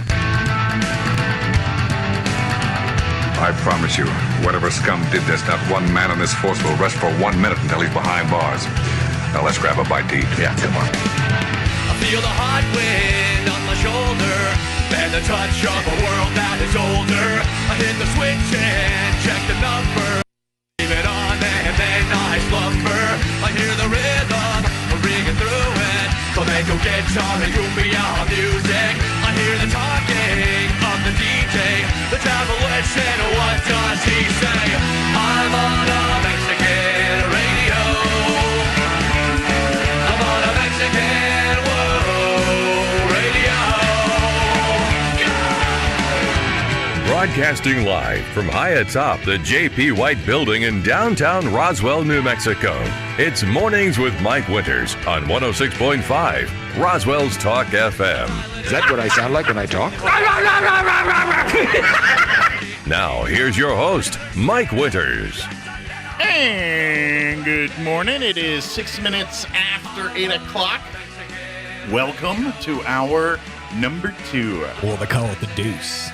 Mornings with Mike Winters, right here on 106.5 Roswell's Talk FM. Happy Monday, post-Thanksgiving holiday, pre-Christmas holiday. That's right. There you go. We're all the creamy middle. Turning our sweet brains to Christmas thoughts and things like that. So, by the way, the end of the last hour, I was touching in on seeing the first 2 episodes of Mayor of Kingstown, which is a Paramount Plus show that they gave some free episodes on Paramount after Yellowstone. Oh, okay. And I was kind of explaining to her, and Andrea was listening, and she was explaining, because I said I didn't quite get the concept of the show. Like, I get that Jeremy Renner, his family are like middlemen in this town where it was started by his dad, where there's a bunch of prisons it's like 10 prisons in this area or something. So their family's almost like a mob, like in just arbiter of things. Like the cops, between the cops and the bad guys and the prisons and, connections and everything. Like Jeremy Renner, his family or whatever, are like the ones that are the arbiters for all of this, working with the law enforcement, working with the bad guys, making all this happen. Right. And that's kind of the premise of the show, what he is. That's why he's the mayor. He's connected to everybody. And I get that concept, and Andrew's trying to explain that to me. The part I don't get, and this is the part that I'm having trouble, the role that their family does just seems too fantastically absurd to me. Like, there's no way in a real world the cops and the bad guys are going to work with an arbiter. You know what I mean? It just seemed like that was that. Okay, it does seem odd. It but seems like it's that the concept of what they're doing is too fantasy. Is it enough to take you out of the story? No. The story's entertaining and everything. I just don't get the point of their jobs. Like, I get their point. I don't believe it's a possibility. It's too far-fetched fiction for me to believe that a family could be like a liaison for many years to all the bad guys and the cops and work out problems. And to me, that doesn't feel like a story that's plausible to me. Well, think about it from the mindset of, like, if you're underhanded, if you're doing things that are a bit, shisty, whatever, maybe below board. Yeah. You're probably going to want to work with somebody who's, well, number one, knows numbers, knows information, but also is a lower end of the totem pole fella that, won't be necessarily as looked at. Yeah, I mean, I get the concept. I just think in a real world, that position would never happen. And that's where I'm having problems diving into the show. Sure. Like, the concept is a little foreign to me. And that's why the entertainment, the storyline, the characters, I liked all that. It was entertaining. The plots, everything was good, but just the concept of what they do, right? I have a trouble wrapping my head around that. So, but anyway, it's a good show. It was worth checking out. I'll probably go check out the other episodes on Paramount Plus when I get a chance here. I haven't watched it yet, but somebody was telling me there's like a Netflix, almost like 30 for 30 style, like documentary series they do. You know what else came out, which I have not watched yet? What's that? Tiger King 2. Oh yeah, I don't know if I want to. I'm going in. I got to care anymore. I got to. At this point, I got to see what's going on. It's exactly, this to me is exactly like Making a Murderer season 2. Yeah. I don't care anymore. You guys tricked me into watching 8 episodes. I watched them, got through them. They were, for what they were entertaining. But a week after I watched the series, yeah, I didn't care. Yeah. I just don't care about Carol Baskin. I don't about care. Joe Exotic, about any of the ancillary side care. I could give a poop less. To be honest, I don't care. Is like I'm not invested and want to see one way or the other. It's a train wreck, and I'm But it's just not like, even that. I've seen so much better train. The best thing I think we can say this at this point. Spoiler alert if you haven't seen season 1 of Tiger King. But the best thing, not necessarily best, but the most exciting thing to come out of season 1 was that dude shooting himself in the head. You didn't even see it. You just saw the guy's reaction. That was the only thing that, like, okay, wasn't good. Yeah, it wasn't good, but I was like, that stopped me. I was like, that was a memorable moment. That or when Exotic got attacked. I think because he's such an over the top goofball, I want to see where that ends up. Like, where does that get him? Does he succeed in life doing that, or does what we think is going to happen? But you watch, and I'm oddly curious to see where that goes. It's a documentary. I know. We've been watching what's been happening. I know. I will say this. I'm genuinely curious. This is the nosy part of me that wants to see it. I would be curious. Let me know which episode is the look on his face right when he realizes he's not going to get into his stretch F-150. That's all. I just want to see that one reaction. When he realizes he's not getting the pardon from Trump and he's not going to get to ball out in that stretch F-150. I'm curious to see where that takes me. So I've already got on the train. I got to see where the destination I will say this. I appreciate you taking that bullet for me, sir. I'm on the train. I got to see how it's buttoned up. What I was going to say, though, was there's a Netflix documentary series that's like kind of like 30 for 30 style. And somebody was telling me about it, one episode that, and I haven't watched it yet, but the story is amazing. There's a hockey team in like Connecticut that I can't remember the name. The Trashers, I think is what it was. Okay. The whole team was a money laundering front for the mafia. Oh, nice. Yeah, like these players were just like basically like heavy hands for the mafia, like the goons basically that were playing on this team, and they would just get into fights. It was basically like they were barely a hockey team enough to like play. Yeah, to be on the ice or whatever. But yeah, that they were all paid under the table and handed like duffel bags of cash, all the drugs they wanted. They were just like given women on the regular. And come to find out, this like the guy who was like running the team and his son, I guess loosely are the basis for Tony Soprano. Really? Yeah, for the Sopranos. So like I need to go back and watch this, but I don't know about that one because I've watched the Sopranos behind the scenes stuff, and that guy's from Jersey. He's all about Jersey. The guy the Chase guy that wrote all that. I have to find out. Maybe he got inspiration from that. I heard him talking on a podcast about this, and so I'd have to go back and check again. But hockey team money laundering. I'm gonna look this up. Talk amongst yourselves. Yeah, I'm curious to check that one out. But Tiger King is pretty much I gotta see it. Dig a little deeper on that. But do you remember what it's called, the documentary or anything? Or the series? It's on Netflix. It's I'm gonna look into it. I'm gonna find out. Yeah, because I gotta go. I gotta check that out. That sounds. I love hockey and I love crime stories, so this ought to be right in my wheelhouse. The one thing I did venture out and venture out of my YouTube bubble and watch this weekend was the South Park movie. I saw that too. Did you watch that? I did. Okay, I'll have to tell you off the air because I prompted you with a question. Yeah, the last guy at night. the end there, the very end. I don't want to give that away. Okay, I did not catch you that because I didn't either until I was watching. They put a bunch of the clips on YouTube, just like clips of the movie. I'll put it this way: it is a character. It is a character in the South Park universe. Okay, it is a relatively well-known character in the South Park universe. Okay, see, I've been in and out on South Park. There's seasons I've caught, not caught, so I'm hit or miss with South Park. I've caught, usually South Park, I'm like, oh, it's not on, and then there's a marathon of South Park. I start watching a couple of. What if I said, oh, hamburgers? Yeah, I didn't catch that reference. Okay. Fine. But for those who haven't seen the movie, the main thing is it's the post-COVID special. You're like, oh, okay, they're going to post. It's set 40 years in the future. Yeah. In other words, they're just now getting out of COVID 40 years in the future. And all the kids are adults. Yes. Yeah. with very much their parents' problems. Yeah. One of the best parts of it for me is to go back, and I didn't catch it either until the second watch through. Go back and watch the retirement home scenes. Okay. Because the retirement home is full of all of the adults. That's I caught. From the That I so caught. Like Garrison's there, Mr. Mackey's back there. I just saw Cartman's mom out of the corner of my eye, and they're just all the old versions. I caught that. Yeah, I caught all of the parents and the different townsfolk.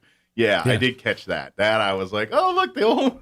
Yeah. Yeah, Mr. Garrison clued me in on that one. See, I missed that. I missed that part in the original, like when they cut to him. Yeah. And so then when I watched the second watch through, it was like, oh, okay, that makes sense. But that's totally a background watch. You just go back and kind of scan the room. Yeah.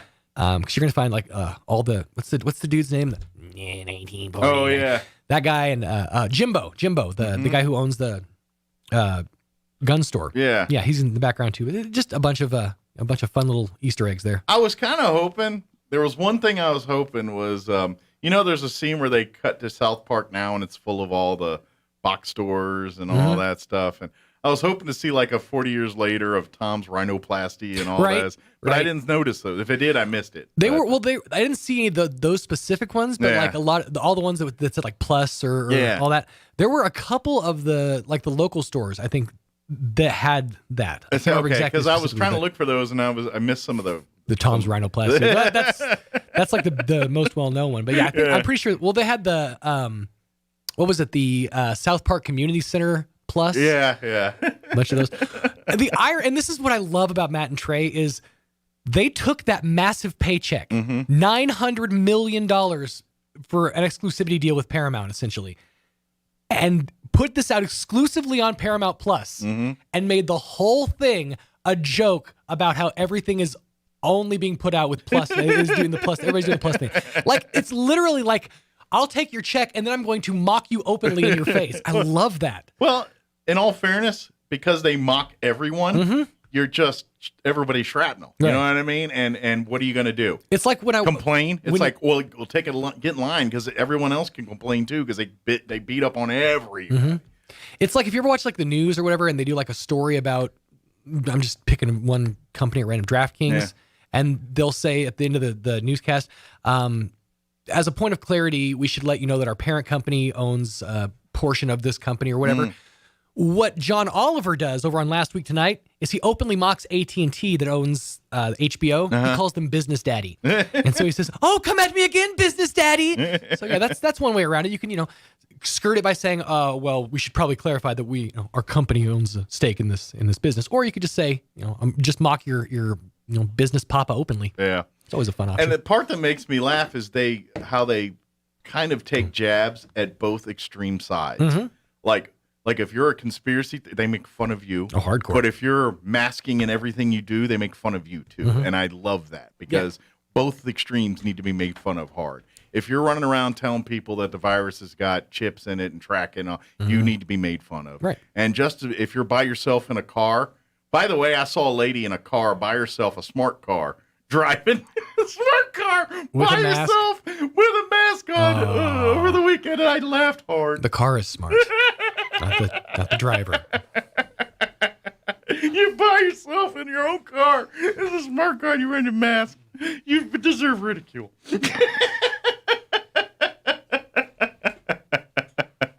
I'm sorry. You do. You just do. We get more of this hour. I forgot. We're starting the hour and I haven't done any of that stuff. We got right into Paramount Plus. We're going to chit-chat some more this hour and then talk about Thanksgivings and all that good stuff. So that's coming up here. It is 8:19. Let's go ahead and get you up to date on the weather. I'm meteorologist Steve Hamilton with your Pecos Valley weather. Looks pretty good for most of the upcoming week. We have high pressure in place over western Texas and covering our area as well. We're looking for low 70s on our afternoon high today. Lots of sunshine. Overnight we'll be down in the mid 30s with clear skies, and then we get sunshine on Tuesday with low to mid 70s. About 70 for the high on Wednesday and sunny. That's your latest forecast. I'm meteorologist Steve Hamilton. Thank you, Steve. And currently, let me refresh this. This is not fresh. Thought I freshed it. Now it's fresh. Currently 41 degrees here in Roswell. Humidity is at 53%. Winds currently out of the north at 5 miles per hour. Beautiful week. I ain't going to lie. There ain't nothing to complain about this week's weather. If you love sunny and low to mid 70s, you're going to love this week because that's this week. Sunny today. High of 74, winds out of the south 5 to 10 miles per hour. Tonight, clear skies, overnight low of 35, southwest winds at around 5 miles per hour. Tuesday, sunny, 73, winds out of the northwest 5 to 10 miles per hour. Tuesday night, clear skies, overnight low of 36, northwest winds at around 5 miles per hour. Wednesday, more of the same, sunny, nice, 73, winds out of the south, around 5 miles per hour. Wednesday night, clear skies, overnight low of 30. I mean, it's just textbook mirror. Monday, Tuesday, Wednesday. It's 73, 74 for highs during the day, about 35, 36 for overnight lows at night. That's kind of consistent. Thursday, more of the same, sunny, 72 for a high. A little warmer Thursday night, partly cloudy, overnight low of 39, so near 40. Friday back in the 74, low 70s and sunny. And then weekend, we'll drop down to upper 60s for the weekend. Saturday, sunny, 68 for a high, sunny and 68 on Sunday as well. So pretty pleasant week as far as weather and temps go here in Roswell. Enjoy. All right, 21 minutes after 8 o'clock. And if you were out this weekend and had the family over and everyone starts jumping in on your Wi-Fi and all that, and you realize, hey, my Wi-Fi is not as good as I had hoped. Well, good news. You have a solution to that problem. It is a smart home Wi-Fi system with Plateau. It's the ultimate Wi-Fi experience. You can get fiber-to-home technology 100 times faster than the average household internet speeds. And they've got different plans and different levels that meet your family's needs. Right now, you can get what's called their fast plan. And with that, you get true 100 megs of upload-download speed. That's 100 megs upload-download across the board consistent. With the faster plan, that gives you true 500 megs of upload and download speeds. The upload's key on that one. I'll tell you about that in a second. Or you can get the fastest plan, which gives you 16 gigs of upload and download speed. That's probably more overkill than most of us need. But if you're doing a lot of business stuff at home, or if you do a lot of uploading of things and all that, that fastest would come in handy, I'm sure. And that's the difference here. When you talk about the 100 megs of upload and download, people are like, what does all that mean? Like when you get DSL or cable, then they sit there and promise you, oh, we're going to give you 100 megs of download speed, and you know this. But the thing that's the different is the upload. And because a lot of times they'll promise you 100 download, but your upload's about 3 or 4. Whereas with this, with the fiber internet, it's consistent. Upload and download are the same. You're downloading at 100 megs per second. You're uploading 100. And here's what you do with upload. Downloading's like when you want to watch your movies on Netflix and all that stuff. You're downloading stuff off the internet onto your system. You're downloading it into your area. But say you make movies or you make music or you create videos and you create content and you create things to put on the internet. You're going to upload that to the internet. Therefore, if that speed's slow, if you got a 3 upload and you've just made a movie that you want to upload or a music video or a song or something, you got to wait a while to get that sucker up there. But with this, it's consistent back and forth, same speeds. Learn more about it today. Find the plan that fits your family the best right now. Visit their website. Log on to plateaufiber.com. Again, that's plateaufiber.com to learn more about getting fiber internet with Plateau in your home today. All right, it is 8:24. Let's go ahead and take about a 3.5-minute commercial break. We'll be back to Chit Chat on the other side. Don't go away. You're listening to Mornings with Mike Winters.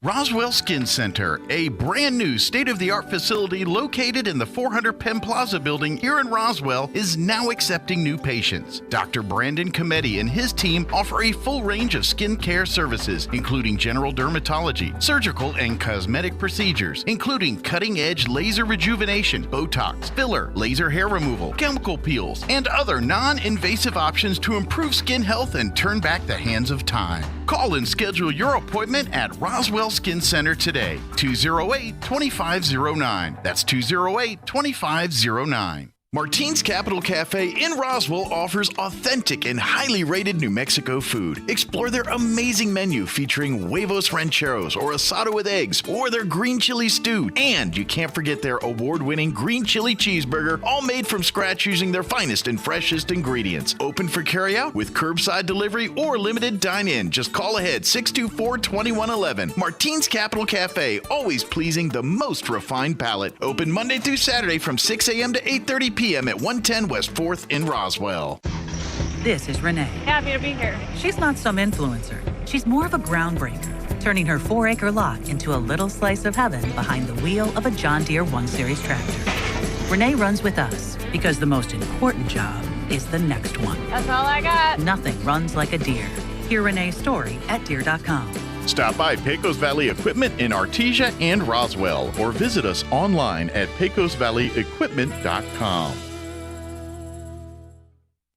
If you're a person who has more to do than you have hours in your day, and everything seems to take priority over your own health, then you're going to love the Loveless MyChart Secure Patient Portal. You can message your doctor, make an appointment, or view lab results anytime, day or night, on your computer or smartphone.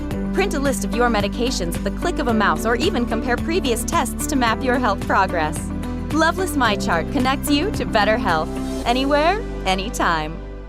Having trouble keeping up with the conversation? Here on Earth Hearing Center can help. Here on Earth is locally owned and operated and have been serving Southeast New Mexico since 1955. Let their experience help you with a free hearing assessment. If you do need a hearing device, they will guide you through every step of the process. They accept all types of insurance, including Medicaid, and all of their devices are made right here in the USA. Call and schedule your appointment today, 575-622-0375, or come by 2800 North Main, Suite 2, across from Target in Roswell. Here on Earth Hearing Center, get back in the conversation. The City of Roswell invites you to gear up for fun at the annual Reindeer Run, Saturday, December 18th, beginning at the Roswell Adult Center. It's a 5K or 2-mile fun run with proceeds to benefit the Roswell Adult Center. The run might be chilly, but the race will be hot. Are you light on your toes like a reindeer? Get ready to find out. Sign up today and get more info at roswellconnect.com. Reindeer Run 2021, Saturday, December 18th, 9 a.m. at the Roswell Adult Center, 807 North Missouri. See you there.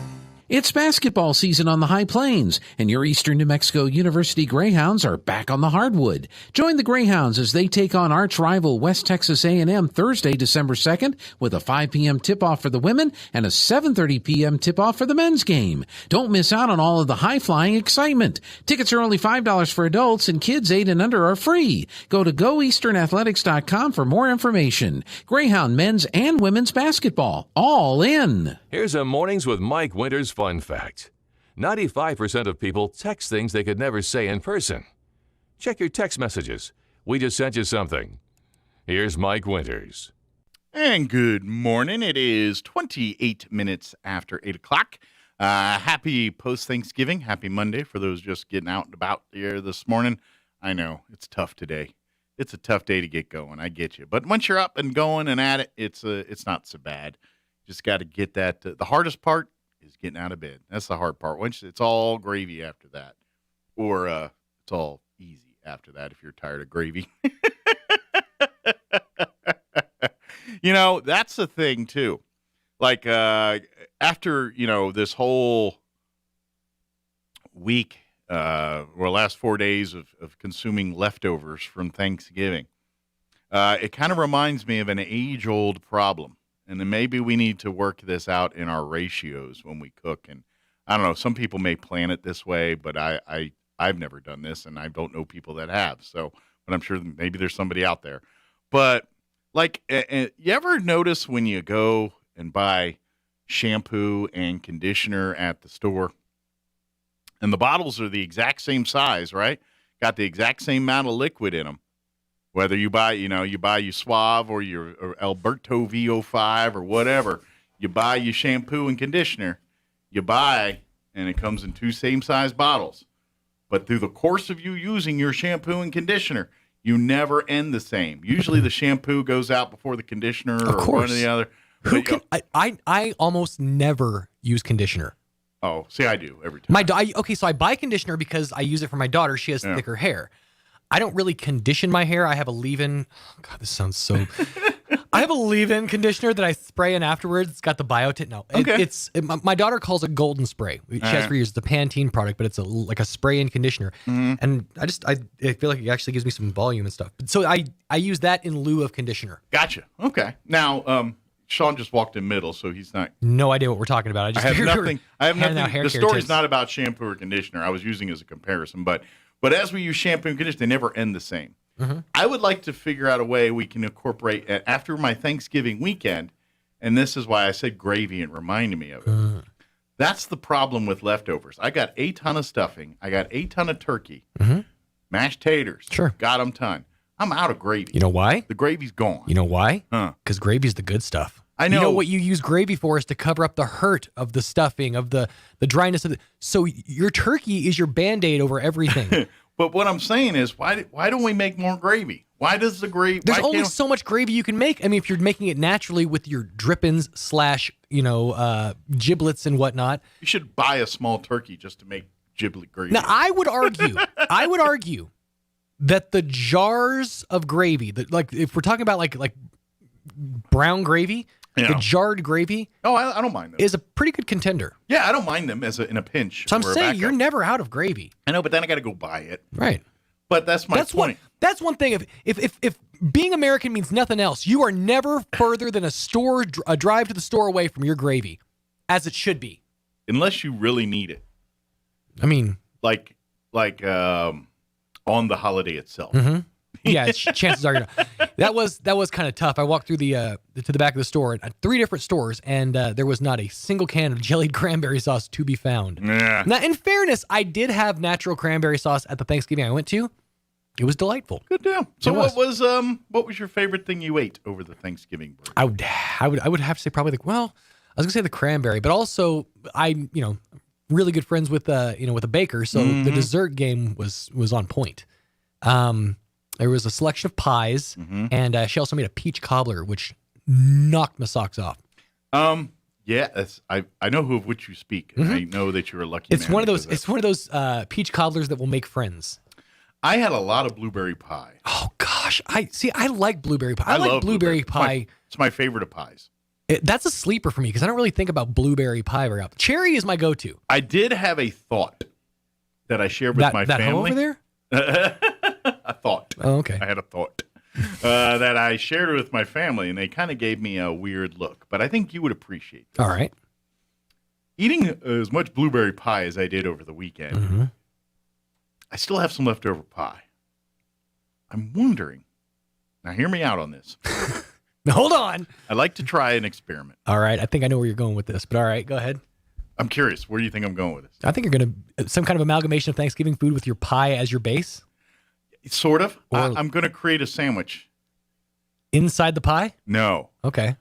I want to make a peanut butter and jelly sandwich, but replace the jelly with that innards of the blueberry. Ooh. So a peanut butter and compote sandwich. Uh-huh. They didn't like that? They thought I was weird. I think that's jelly. I think it would be delightful. Blueberry filling is just jelly. With that blueberry hunks in it. Oh, that would be good. I'm telling you, I think I've created a 10. Oh, yeah. Once I get... The problem is, it's really the consistency of the it could be messy. It could. You're going to have to avoid overfilling your sandwich. I know you might have to be, or you go heavier on peanut butter to lock in the. Here's what you do, and this is something I learned about a year ago. Mm-hmm. If you want to make a structurally sound peanut butter and jelly sandwich, put a small layer of peanut butter on one side of the bread. Take more peanut butter, build a barrier on the sides of your bread out of peanut butter, thusly. Like create a pocket? A pocket. I gotcha. Okay. Put your jelly inside of that tub of peanut butter that you've built, close it in, and then you've created a wall of peanut butter so that it's not going to seep out the sides. Until you bite into it. That's where your problems go. But that is when you also incorporate the suck bite as you bite. It's basically how you eat a burrito from Taco Bell. Or a jelly donut. Yeah, exactly. Yeah. So, it's all about that. But yeah, I understand the whole, the supply chain, especially with Thanksgiving food. It's hard when you run out of certain ingredients. I was just thinking, though, I saw that and I was eating the blueberry pie. I was like, this would be good with peanut butter on a sandwich. And I think I want to try that. I want to try a blueberry and peanut butter sandwich. Everybody I've ever known who saves turkey, who puts it in the refrigerator or whatever leftovers, there's always that one weird hunk of turkey in the back that nobody touches, but we always save it. You know what I'm talking about? It's off the carcass. They're like, well, this is good meat. Yeah. I don't know if anybody else does this. My family always did. And nobody ever touched it. Yeah. Ever. That's the weird part of the turkey. Now, we didn't save the carcass for soups or nothing. No. If they did, they didn't tell me about it because I have not seen the carcass. It's just out in the garage. Could be. They're I don't know. I'm thankful. Salt curing it right now. I am thankful that tonight I take the trash out to the curb because yesterday I was moving things around and my trash can's a little gamey. Oh, I bet. And I was like, ooh, I smell, because it's been in there since Thursday. And then yesterday I opened it up to put something in and I about passed out because it was so rough. And we keep our trash can in the garage when it's not, because we can't leave it out. It's rules and stuff. Yeah. But I got a pop slap in the face on that one. And so today I can't wait to get that sucker out to the curb for tomorrow. So, makes sense. Yeah. Makes a lot of sense. Yeah, that was. Meanwhile, just grab yourself a nice can of Febreze and. I think the Febreze will die on this thing. I think you spray Febreze there, the Febreze loses. Febreze just drops to the ground and quits. Ooh, that's rough. The Lysol looks at it like, ooh. The Lysol guy's shaking boots. Yeah, a lot of. I'm going to just dump straight bleach in that. You might need to. That might actually be your cure-all. I've done it before. Slosh around. I've done it before. I'll do it again. There you go. I don't care how safe it is. Honestly, just thinking about it, I just kind of want to have a jar of gravy on hand at the house, just for random dipping. Yeah. I'm sitting there eating fish sticks one day. Maybe I want some gravy. I'm not saying I'm going to do it, Andrea. She always judges me for my weirdness. Well, if I'm alone or, it's kind of a thing and I cook dinner, one of the things I do that's simple and easy is I literally will go to the store, grab the Bob Evans mashed taters or Hormel or whomever. Yeah. Grab me one of those. Then I'll go grab, and usually right next to it, depending on the store, they usually have a little thing of beef tips or turkey or pork something other and some kind of sauce or gravy. Yeah. That's dinner. I'll go grab the mashed potatoes, go grab that thing, pop each in the microwave for 5 minutes. Dump that on the mashed potatoes, and I got dinner. That is good eating right there. It's not bad for a $10 quick fixins dinner. One of the benefits of living alone is that my cats aren't going to judge me if I just randomly grab a jar of gravy out of the fridge and crack it open and take a quick swig. They're not going to judge me for that. Yeah, you think that the freedom stops at, I can drink milk out of the jug. No, you can drink everything out of the container it comes in. When nobody's there to judge you. No one to stop in your underpants even. Yeah. The best. But when your kids start doing it, then you got to tell them, you got to reel them in. Right, do as I say, not as I do, like my dad did. When the boy's in his underpants drinking gravy out of the... That's when you look and you have that moment of pride. You're just like... Instead of a milk mustache, you got a gravy mustache. What was that, chicken? Turkey. A little stocky. And then yesterday on a whim, I Googled. And this is what's funny. This is how you know that I was going to say, you know what? Because yesterday I was like, when I just said, screw it, we're going to make quesadillas tonight, I was trying to decide, hey, maybe I'll do something with this turkey. Everyone makes turkey tetrasinis and stuff. Right. So I was like, let me Google. And I literally typed left, L-E-F-T, and it finished the rest for me without, I just put leftovers for Thanksgiving turkey. I was like, right. That's what I want. It's always. But I typed in like L-E-F and the rest just showed up. It always makes me laugh. Like when I'm like, if I'm looking for a specific fact on somebody, like, I think I was trying to figure out, the age difference between Pete Davidson and Kim Kardashian the other day. And I just typed in Pete, and it said, Pete Davidson, Kim Kardashian age difference. I'm like, a lot of other people are curious. Exactly. What is the age difference? I can't even remember. It's like 20 years or something. I can't remember. Wow. Look it up. It's dramatic. She's almost 40, I think. Or she's a little older than me. Hang on. How old's Pete Davidson? He's late, like 28, 29. Okay. He's so young. it's like 10 years. Hang on. I'm just gonna say Pete. See what happens. I didn't do it. See, now it's just giving me my local options. Problem Peter Piper is, Pizza. I don't think Pete Davidson's going to live a full life.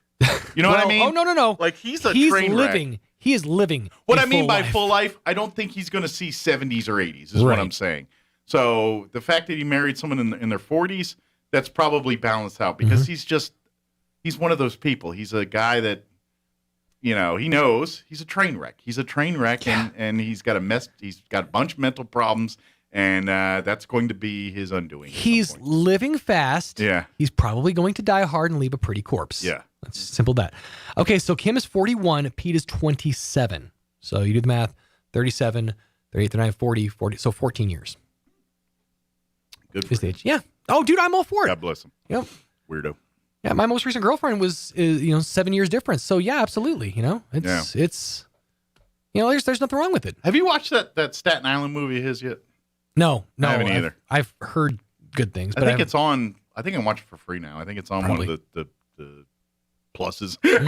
Right. It's on one of the pluses. Among the pluses. There was a story last week I was reading. I guess the people at Hallmark or one of those companies. No, maybe it was Daily Beast. I'm not sure, but they're looking for people to watch 25 Christmas movies over 25 days, and leave a small review over. You get to choose the Christmas movies you watch, and they'll pay you $2,500. Which, okay, fine. Are they new Christmas movies? No, you choose whichever ones you want. Over time? I guess, yeah. Why would someone want to pay money to see what I guess other people because think of they're Christmas probably movies? writing an article and they want people's honest opinions on Christmas. I don't know exactly, but the deal is they'll pay you $2,500 for this, plus, and this is what caught my attention, a year's subscription to 7 different streaming services, like all the big ones, including, and I didn't know they had one, Hallmark Movies Now. Who have a whole channel I don't watch. Yeah, now you got a whole streaming service you don't use. Exactly. It's the real of the streaming services. Yeah. I don't understand people that watch Hallmark all day. I don't get it. Lifetime, same thing with Lifetime. It's like, do you just want to be scared and depressed? Well, I call Lifetime still the man-hater channel. It's less man-hater than it used to be. Oh, yeah. But it's still the man-hater. They still have marathons of serial rapists do this, or Ted Bundy this, or whatever. What happens is... here's all the creepiest dudes on the planet. We made movies about them, and we're going to basically pigeonhole that all men are like these creepers. I would agree with you that Lifetime is the man-hater channel. Yeah. Almost. It's a very close second to Investigation Discovery. Because think about every But they throw the single, occasional psycho woman on that one. Yeah, they do. But every single episode of on that Investigation Discovery is like, love drove me to murder. And, yeah. But there's a few Fatal Attraction stories on that one. Yeah. Whereas Lifetime, they just seem to forget about those Fatal Attraction stories and go right to the serial creepo dude. Let's not forget, though, that they also provided us with quite possibly one of the greatest pieces of cinema ever, and that is the Mario Lopez KFC movie that came out a few years ago. God bless them all. And thank you for giving Meredith Baxter Burney a job for all these years. God bless you. God bless you. Oh, MBB? Oh, no. She's holding it down. That Family Ties Ma is not, she needed something. Do you think every time she gets a check from Hallmark, she goes, sha-na-na-na? She's like, I ought to tell my daughter, that one who's not famous no more. Whatever happened to her? Meredith Baxter Birney's no, daughter? No, not the real daughter. What's her name? From Family Ties? The one married to Bateman. Justine, not married, brothers. Yeah, Justine Bateman. Justine Bateman. Yeah, whatever happened to her? She's still around, I think. I hear the name every now and again. Jason Bateman's all over the place. Mm-hmm. I mean, he's still living off that, what was that show he was on with Sandy Duncan? What was that show that he was the son in Sandy Duncan? She was in It's Always Sunny in Philadelphia. Who, Sandy Duncan? Oh, Valerie, no. There was a show in the 80s, shortly after Family Ties, that had Sandy Duncan, and it was like a family comedy, and then Jason Bateman was her son. Give me a second. I can't remember. Yeah, this was it was Sandy Duncan and the Hogan family. The Hogan family. That's the one. Wow. Okay, that's the one. It ran for 6 seasons. Yeah, it was a hit. Holy moly! It was a hit. I'd never even heard of this. And it was Jason because I was like, oh, that's the girl from Family Ties' brother. The only thing I know about Sandy Duncan is that she has a fake eye. That's like the only thing I know. That's what most people know about. Yeah, and I only know that because of Family Guy. Yeah. Yeah, Jason Bateman. Yeah, there you go. That's it. Who knew? Yeah. Whatever happened to Louis Daniel Ponce? Which one is he? He was Willie. I don't remember. Jeremy Licht was Mark. Yeah. I'm just thinking the kids. Yeah, this is a whole bunch of nobody. Christine Ebersole. Yeah. Valerie Harper was in it. Okay, that's a big name. Josh Taylor. Yeah, she was a big name. Josh Taylor, Sandy Duncan, Jason Bateman. That's Josh Taylor. Is he one of the Home Improvement kids? No, I don't think so. Another Taylor. No, you're thinking of Jonathan Taylor Thomas. Oh, I get my Taylors mixed up. This is, I don't know what he's ever been in. I don't know. Yeah, I remember that show. We watched as a kid, and I guess my mom dug it or something. I don't know. Yeah. Sandy Duncan. Ask for it by name. She used to hawk some kind of cookies back when I was a kid, too. Yeah. I don't remember what it was. All right. After that stroll down memory lane, let's go ahead and pause. It's 8:45. Let's go ahead and get you up to date with some news, quick weather break, and your town hall business update. Don't go away. Now for a Pecos Valley news update. I'm Jared Cirillo. The Roswell Reindeer Run is coming up Saturday, December 18th, offering a competitive 5K run and walk, as well as a non-competitive 2-mile run walk. All the races will begin at the Roswell Adult Center at 9 a.m. Participants in the 5K race will compete in 9 age divisions in men's and women's. Overall, male and female winners will get awards. Race registration is $40 plus tax for those who register by December 16th. And the holiday weekend turned deadly. A homicide investigation underway northwest of Roswell. Chavez County Sheriff Mike Harrington posting on social media that deputies responded Friday to an address on Outlaw Trail northwest of Roswell and found a 60-year-old woman dead. That woman is identified as Alejandra Medina, the sheriff providing no further details, including any information on a possible suspect. You're up to date. I'm Jared Cirillo reporting. I'm meteorologist Steve Hamilton with your Pecos Valley weather. Looks pretty good for most of the upcoming week. We have high pressure in place over western Texas and covering our area as well. We're looking for low 70s on our afternoon high today. Lots of sunshine. Overnight we'll be down in the mid 30s with clear skies, and then we get sunshine on Tuesday with low to mid 70s. About 70 for the high on Wednesday and sunny. That's your latest forecast. I'm meteorologist Steve Hamilton. With the SRN News Business Brief, I'm Bill Alexander. A group of cancer doctors at the Medical University of South Carolina took confidential information to a competitor in an effort to establish a new treatment facility. That's according to a recently filed lawsuit. The school filed the lawsuit in state court against 6 of its departing doctors and HCA Healthcare, which owns North Charleston-based Trident Medical Center. An Alabama sheriff is trying to figure out how hundreds of FedEx packages ended up dumped in the woods. An estimated 300 to 400 packages of various sizes were found in a ravine near the small town of Hayden, Alabama on Wednesday. Deputies were sent to guard the scene until FedEx workers could arrive to pick up the packages. On Wall Street, the Dow down 905 points to 34,899. The Nasdaq fell 353 to 15,491, and the S&P 500 down 106 to 4,594. With the SRN News Business Brief, I'm Bill Alexander in Washington. Times are changing, and today's funerals aren't always the sad and solemn events you might expect. This is Gabriel Casaus from Lagrone Funeral Chapel. Along with hymns and scriptures, today's funeral services are often filled with fish stories, country songs, and a joke or two, golf clubs and hot rods, favorite recipes, and kitchen disasters. At Lagrone Funeral Chapel, we believe a funeral should reflect your loved one's personality, passion, and sense of humor. When you lose a loved one, we're here, because at Lagrone Funeral Chapel and Crematory, we make it personal. 900 South Main, Roswell.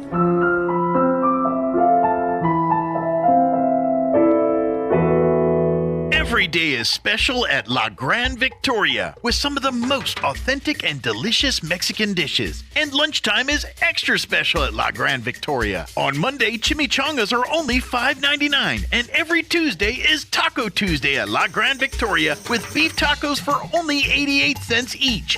No limit. Open every day for breakfast and lunch at the corner of 4th and Richardson in Roswell. Call ahead for quick and easy pickup, 575-840-5290. La Gran Victoria. Make every day a little more authentic and a lot more delicious. What does paying $10 a month for health insurance sound like?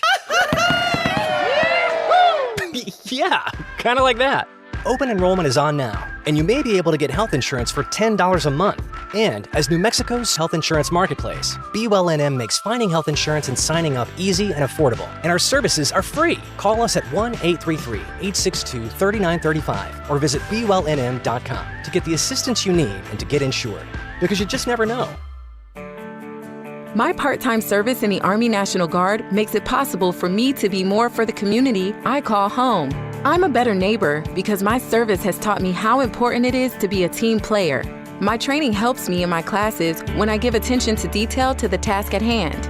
My service also allows me to be there for my community in ways others can't. I help my hometown recover after nature strikes.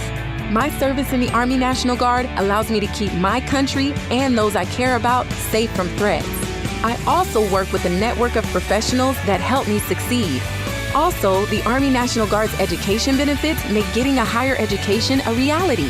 Being an Army National Guard soldier makes living and serving in my community more rewarding every day. Learn more about how you too can live and serve part-time close to home by visiting NationalGuard.com. Sponsored by the New Mexico Army National Guard. Aired by the New Mexico Broadcasters Association and this station. You need an accurate thermometer to check for fever, a potential sign of flu or COVID. Be vigilant and contact your medical provider at the first sign of fever. Exergen Temporal Scanner Thermometer has been proven accurate in more than 100 clinical studies. Exergen Temporal Scanners are available at Walmart and other fine retailers. Learn more at Exergen.com. That's EXERGEN.com. Exergen is changing the way the world takes temperature. Looking for the perfect gift? Get him a shirt from Untuck It. Now get up to 50% off at the Cyber Monday sale and even deeper discounts on some of our favorite styles happening now at Untuck It. Untuck It shirts are designed to be worn untucked. They're the easiest way to keep them looking sharp and feeling comfortable. You can't go wrong with a gift of their super soft flannels and wrinkle-free shirts. So don't miss the Cyber Monday sale on now at your nearest Untuck It store or at untuckit.com. Untuck It. Shirts designed to be worn untucked. Here's a Mornings with Mike Winters fun fact. You cannot snore and dream at the same time, unless you're dreaming about snoring. Here's Mike Winters. And good morning. It is 8:52. Next hour, stay tuned. We're going to have the folks from Main Street Roswell join us, give us an update on some of the things they've got going on, and get us ready for the holiday season with some events and things they've got on tap here. So that's coming up next hour. If you, of course, this so far this show, we've just been really chit-chatting about our Thanksgiving weekends and all that stuff. Unfortunately, I had a guest under the weather this morning, so they couldn't make it in this hour. So we're going to get them rescheduled. But we've just been having fun chit-chatting this morning while everyone easing back or diving back into their normal routines and schedules and all that good stuff. I know she's not listening because she probably would be in school, but just in case she goes back and checks these out once in a while, I don't know. But I'd like to wish a happy birthday to my sister Callie. Yeah, today's her birthday, right there after Thanksgiving every year. So happy birthday to Callie. I'll I'll be talking to her tonight and everything, but we got her covered. But I hope she has an awesome birthday today. She's her and I, we're ice cream buddies, me and my sister. That's we're probably the biggest fans of the ice cream. We take our ice cream eating seriously, her, my sister and I. No one messes with our ice cream eating. That's our take. So hope she gets some ice cream today. Happy birthday, Callie. One of the things over the holidays we did was, going out and spending time with family stuff. That was kind of nice. I really didn't get into that part. We had my in-laws, my mother-in-law and father-in-law. They came in and spent the Thanksgiving holiday with us. Came in Tuesday, and then they rolled out Saturday. And then they went and spent a couple. They left this morning. Actually, they spent a couple days with my sister-in-law, and they all live up in Albuquerque there, and they got the grandkids, but they'll get them at Christmas. And so they did Thanksgiving with us, and then they went up Saturday and spent kind of a Thanksgiving too with the other family up there, and did all that good stuff. And then they headed back. Actually, I think they left last night and got back this morning, or late last night and got back sometime late back to the Tucson area where they call home now. So that was pretty much, they come out, they hang out and had a good time. Nothing exciting. We didn't, just quiet family stuff, hang out and, didn't play any games this time. Usually we play cards and stuff. Never got to do any of that. I don't know why. We just didn't this time. I don't know. Just things happened and we gotten to doing other things and stuff. We saw the movie. They went out, did a little shopping and ate and hung out and spent time together. A lot of eating. Oh my goodness, I ate so much. I'm like I said at the beginning of the show, I still love turkey leftovers. I still love all that. I'm getting a little tired of eating turkey. I've probably had in the last 3 days at least 4 or 5 turkey sandwiches, and this is what I've gone with these last couple. Nothing crazy, simple. White bread, mayonnaise, the turkey, and pimento cheese. That's what I got. My mother-in-law makes a addictive pimento cheese that they like to stuff in like celery and whatnot. Celery is an awful vessel for something so delicious. Like, why don't you take something as delicious as pimento cheese and then put it on something as plain Jane awful as a piece of celery? That stuff needs to go on some more things. So I myself like the pimento cheese in the sandwich form, and it spreads well right there and pairs nicely with the mayonnaise and the turkey. And those are the only 3 things I need on a leftover turkey sandwich. That's if you're going cold. Now, the real great way is to get that bread and then a little bit of mashed potatoes, not a whole lot because you got already bread there, and then your turkey, and then just pour the gravy right over top of that and fork and knife it. That's the best way to have leftover turkey sandwich. But you can only do that so much because you run out of gravy, hence the problem I discussed earlier. So now you got to go the cold sandwich area. But yeah, I went and looked on recipes. Like I look up turkey tetrazzini. I was like, maybe that's an idea. And turkey this and turkey that. I for some reason, what sounded the best to me is making quesadillas. Take it and treat it like chicken and just throw it in there and put some cheese and some green chili. And I like to throw barbecue sauce in there. It's a different thing. I know a lot of people think more heavy Mexican flavors. But no, I'll go green chili and then throw a little barbecue sauce and some cheese and some onion. It's not bad. Not bad little way to get rid of some turkey. So that's dinner tonight. That's what we're doing. Actually, my wife did something different last night, which turned out okay. We never done it before. I guess she saw a recipe online, and it's nothing amazingly hard. It's chili spaghetti, which is basically you make spaghetti, and instead of you making a marinara sauce or tomato sauce with meat in it or something, it's chili, and you put chili on top of it, and it's not bad. I enjoyed it. It's a tasty. It's neat because it's kind of like spaghetti, but then it tastes like chili, and it's a little different. The one thing that threw me off a little bit, but I was okay with it after a minute, was the beans, because I am a chili. Beans are in chili. If there are no beans in the chili, you've got sloppy Joe. And I know there's people yelling at me right now saying that's not true. In my world, that is very true. Chili requires beans. Otherwise, it's sloppy Joe. So anyway, these had beans in it, but it was different to have pasta and beans and meat together. It was kind of different, but it was tasty. I don't know if my wife dug it. She was kind of, after eating it, was like, yeah, it's okay. I was like, it's all right. I liked it. I'd eat it again. It's different. It's new way. And it was not turkey, which made it really happy because that's pretty much all we've been eating.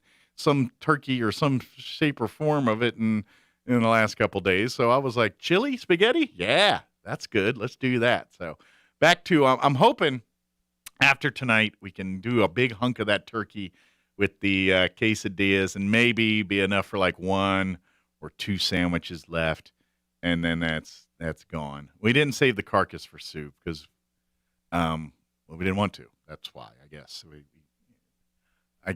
Last thing you want to do is, all right, let's have soup after all this turkey we had. So we didn't even bother to save that. But if I had my real druthers, and this is something my wife, nobody, if it was if I'm in control of all Thanksgiving, I'd have turkey and ham. I like both. I want options. I like choices. And I like to bring it all to the party. Love turkey, but I would have thrown some ham in there too. But that's just me, and I'm kind of crazy. All right, it's 9 o'clock. Time for some Town Hall News. We'll be back on the other side. Don't go away. On air and online, this is Roswell's home for talk radio. KEND Roswell. News this hour from townhall.com. I'm Rich Thomason. Following this morning's update from members of the White House COVID-19 response team, President Biden will tell us what he knows about the latest coronavirus variant. The Omicron variant, first identified in South Africa last week. European Commission President Ursula von der Leyen applauding South Africa for immediately alerting the rest of the world to the troublesome discovery. South Africa's analytic work and transparency in sharing its results was indispensable in allowing a swift global response. It no doubt saved many lives, and it is a model of how international cooperation should work in the face of cross-border health threats. And hoping to keep the new variant at bay, nations around the globe are imposing travel bans and other restrictions as well. The United States restricting flights from 8 countries in southern Africa. The Biden White House unveiling this year's holiday theme and Christmas decorations. The executive mansion is decked out for the season with 41 Christmas trees, 6,000 feet of ribbon, and 79,000 lights. And of course, there's a gigantic gingerbread White House that weighs several hundred pounds. Gifts from the Heart is the theme of the Biden's first White House Christmas.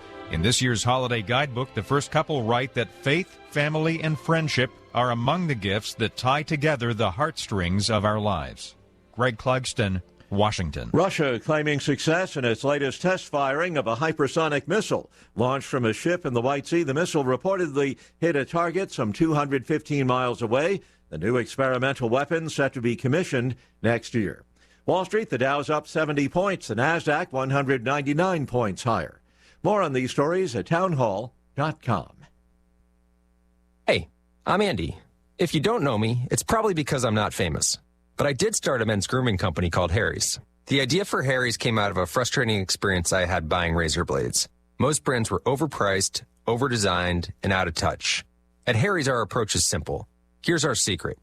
We make sharp, durable blades and sell them at honest prices for as low as $2 each. We care about quality so much that we do some crazy things, like buy a world-class German blade factory. Obsessing over every detail means we're confident in offering a 100% quality guarantee. Millions of guys have already made the switch to Harry's, so thank you if you're one of them. And if you're not, we hope you give us a try with this special offer.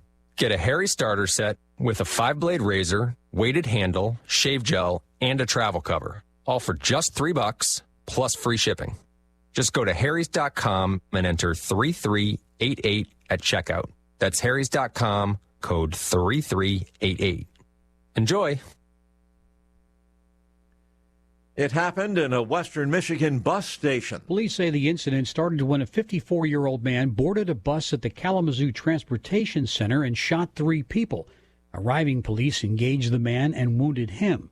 All the injured were taken to the hospital where the suspect died. The other 3 were treated for non-life-threatening injuries. Police are investigating a motive. Ron DeRockstra reporting.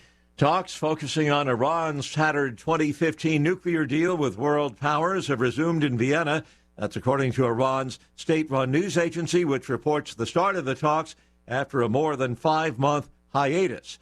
The remaining signatories to the nuclear deal, formerly known as the Joint Comprehensive Plan of Action, Iran, Russia, China, France, Germany, and Britain, convened at the luxury hotel where the agreement was signed 6 years ago. The talks came as Austria is a week into a lockdown because of the coronavirus pandemic.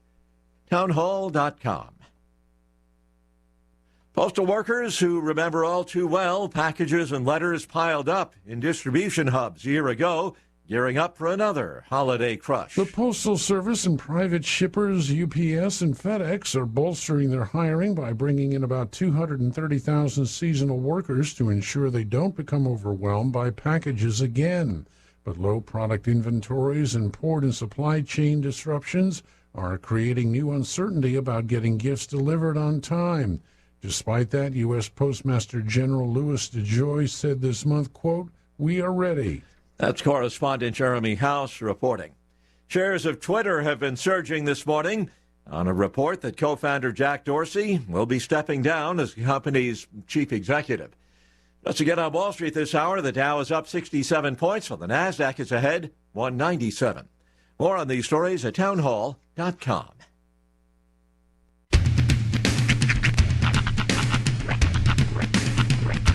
What in the wide, wide world of sports is going on here? I promise you, whatever scum did this, not one man on this force will rest for 1 minute until he's behind bars. Now let's grab a bite to eat. Yeah, come on. I feel the hot wind on my shoulder and the touch of a world that is older. I hit the switch and check the number, and then I slumber. I hear the rhythm ringing through it. Flamenco guitar and cumbia music. I hear the talking of the DJ. The devil listen, what does he say? I'm on a Mexican radio. I'm on a Mexican radio. Broadcasting live from high atop the J.P. White Building in downtown Roswell, New Mexico.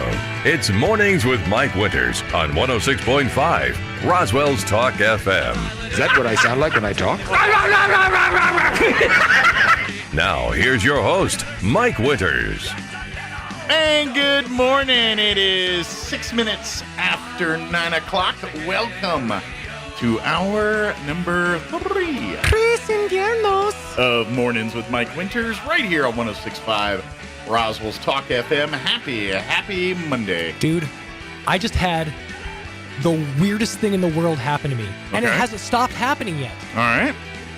I forgot my social security number.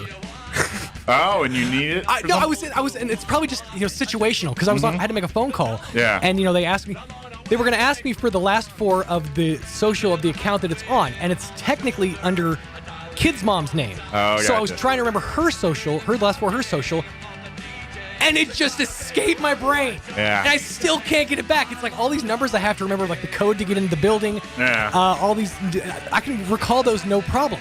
She asked me for my driver's license number. I just rattled it off. Boom. But for some stupid reason, I can't remember my social security number, and it's driving me crazy. Huh. Niner?